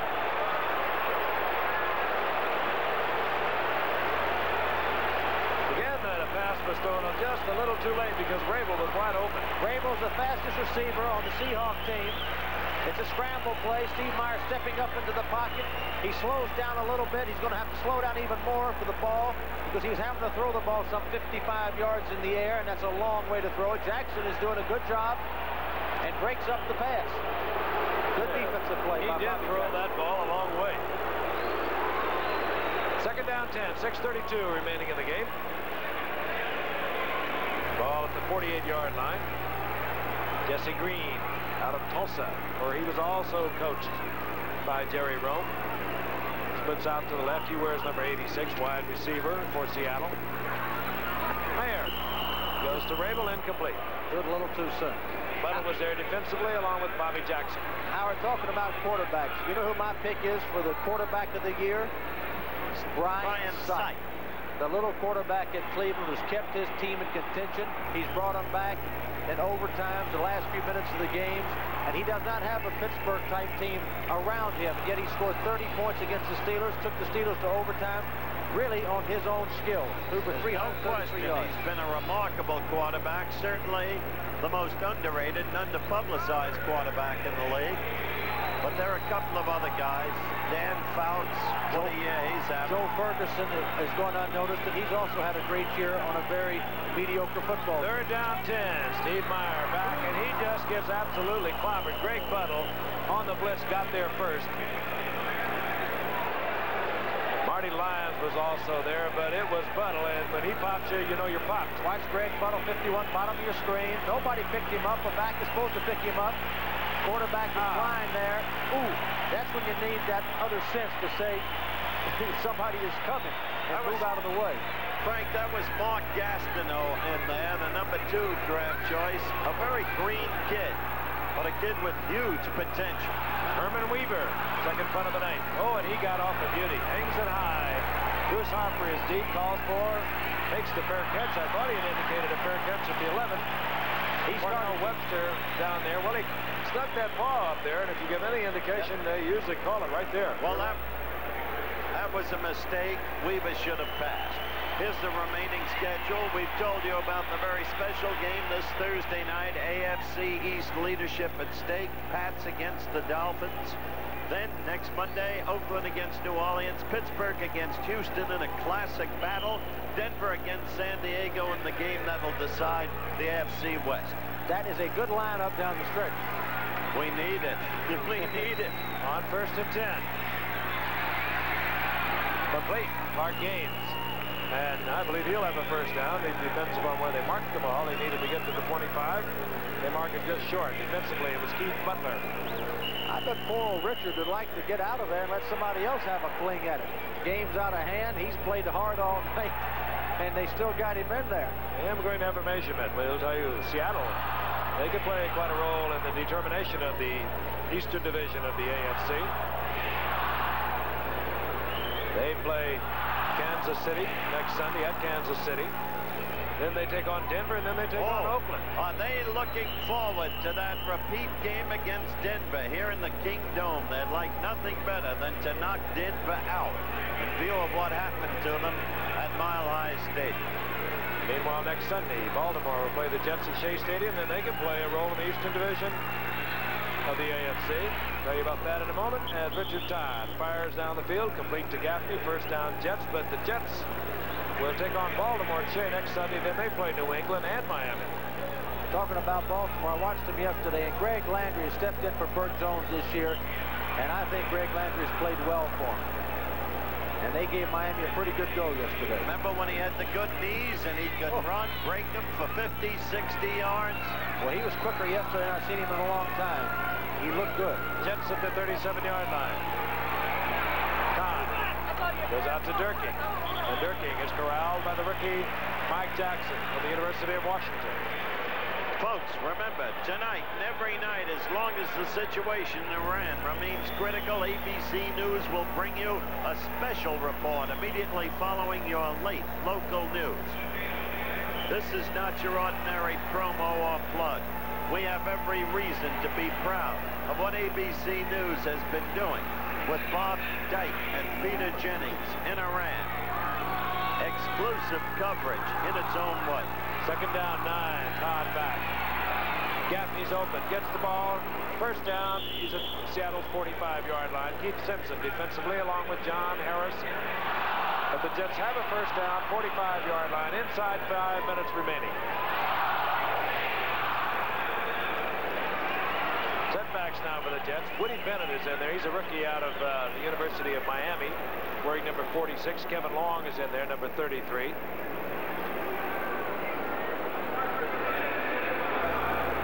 Receivers remain. Bobby Jones, who had a big day a week ago against the Bears, 9 receptions. Goose egg tonight, no receptions for Bobby Jones. Todd goes out to Woody Bennett. Woody Bennett forgets something and is picked up by Seattle. Well, I guess that's a fitting way. Gary Beeson recovers the fumble of Woody Bennett. To paraphrase John Milton. Well, Richard Todd's looking downfield, doesn't see anything downfield, comes over to Bennett over in the left flat, and the young man really wanted to make a good run. He's running awfully hard. Carrying that loose. But just as he looked up, Dave Brown scooped it out of there. Interestingly, he had the ball covered with both hands. Wasn't covered that badly. This wasn't a question of Wendell Tyler running left into the end zone as he did against Atlanta last week and holding the ball loose in the right hand. And Wendell Tyler's going to continue to fumble as long as he holds the ball like he holds it, too. On 1st and 10. This is Jeff Moore, rookie from Jackson State. And Jeff Moore pounds for about 3. It'll be 2nd down and 7 out at the 38-yard line. He's a 12th round draft pick, and he's shaken up now. Yes, he is. Jeff Moore, who played so well last week for Sherman Smith, is shaken up for Seattle. We'll be returning to the Kingdome in just a moment. We're not just a couple of animals who can only play football. We can be civilized, too. Tennis is sophisticated, but you still got to be fast on your feet. So we still drink light beer from Miller. It's got 1/3 less calories than the regular beer, and it's less filling. And it really tastes great. Now that we've played singles, we're looking for a nice, friendly game of doubles. Tennis, anyone? Light beer from Miller. Everything you always wanted in a beer, and less. I'll tell you, there's a couple of ball players doing that commercial for you that the Jets could really use. Butkus, Bubba, they could even use them now. Best one-leg linebacker I ever saw in the last few years of his career, Dick Butkus. They got a 2nd down and 6. The ball at the 39-yard line. Tony Benjamin is in there now with Al Hunter. Those are the setbacks. Benjamin, 31, out of Duke University. Al Hunter, number 24, out of Notre Dame, of course. And this is Al Hunter. He still wears the high-top shoes, and he skips out to the 42-yard line. So practicing 3rd down and 3. Practicing to become Jim Turner. If you talk about Butkus, I'll tell you, all the defensive players that he played with played better with Butkus than they would have with somebody else. And the reason for that, they were scared to death not to give 100% because of what Butkus might do to them. He was some kind of football player and some kind of a leader and competitor in that defensive unit for the Bears. I saw him against you one time. He came on the blitz. You threw the ball, completed the pass, he knocked you down, stripped the receiver, and returned the fumble about 30 yards. I remember the play. On 3rd and 3. Meyer goes to Al Hunter, 1st down. And the word is that young Jeff Moore was just shaken up. He'll be all right. Should be back in the ball game. Let's pause 5 seconds and allow our pals and friends along our network identify themselves. You're watching KOMO TV for Seattle. Steve Meyer, who replaced Jim Zorn, who had a marvelous night. Just as smooth as glass was Jim Zorn. At one point, he went 14 consecutive passes. wound up the night 25 and 32, 285 yards, 3 touchdowns, and well, it's hard when you have 2 quarterbacks that can both play, but these 2 guys handle it as good as anyone. A very interesting shot by... First and 10, and Al Hunter pops one. Wasn't that interesting to see Robinson's arm around Todd as if to give him some kind of solace? Well, I'm sure Matt Robinson has a great feeling for Richard Todd and what he's gone through tonight. You know, with your defense playing like their defense is playing like they didn't have much chance. We're down to 2 minutes, and the 2-minute warning is being delivered to both benches. The defensive and offensive captains will move to the sidelines, and we'll be back. I wish we had been invited to it. Yes. Says it all. Do you guys at this stage of a game wonder if we're just up here talking between ourselves, but is anybody out there listening? Among ourselves, there are 3 of us. Excuse me for that. Yes, of course. Blunder. I do want to say one thing. I met at some length last night with Matt Robinson and Richard Todd, and they're both very impressive young men. And when Frank said the 2 of them have handled this situation about as well as you can, he told you the truth. They've been remarkable in sustaining their friendship. First and 10. Myers back. He's going deep, looking for Jesse Green. Incomplete. Inside the 5-yard line. Covered there by Bobby Jackson. But Howard, the point is, this team, as we have seen tonight, as we look at Richard Todd, is not so deep in talent they could keep 2 young quarterbacks of promise. One of those quarterbacks could bring something on the market. And I think it's something they need to do. Also, it'd be for the betterment of one of those 2 quarterbacks. They cannot develop with both of them there trying to vie for the position. Well, the basic problem remains the same. One of those 2 quarterbacks proved himself last year and performed brilliantly. And he is not performing this year, not being given the opportunity. Second and 10. The ball at the 33-yard line. Here comes the safety blitz. Meyer reads it, tries to scramble back, gets to the line of scrimmage, picks up a yard.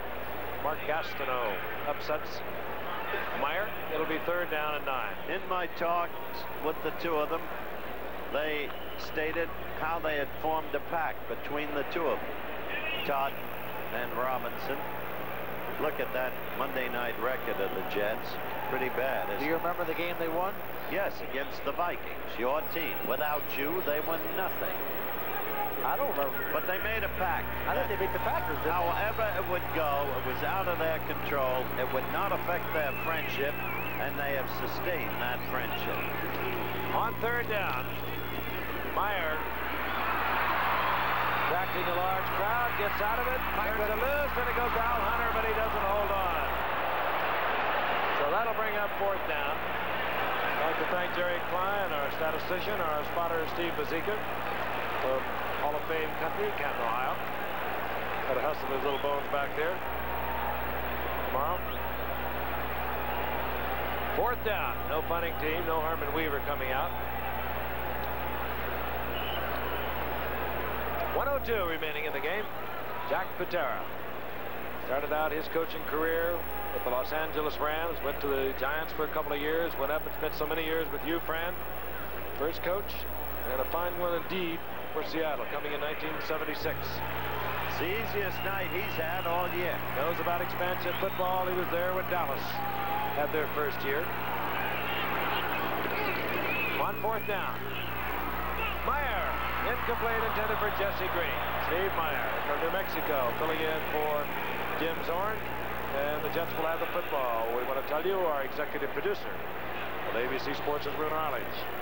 ABC's NFL Monday Night Football is produced so capably by Dennis Lewin and also capably directed by the incomparable Chester Forty. That's daughter Jacqueline looking on, hopefully tonight, with wife Trish. What about Colin? And on my right, our newest grandfather for the 4th time around, Howard goes up. Technical director is Bill Morris. As we watch a Richard Todd on 1st down, firing out. Complete to Markham, short of the 1st down, out to the 38-yard line. Billy Morris, our technical director, our associate director, Rob Miner, technical manager, Scott Hunter, our unit manager, Marshall Lopez. And Monday nights, they work so hard to bring you pleasure from professional football in your living room, and what a superb job they do. Second down 4, over the middle, complete to Kevin Long. First down, Jets.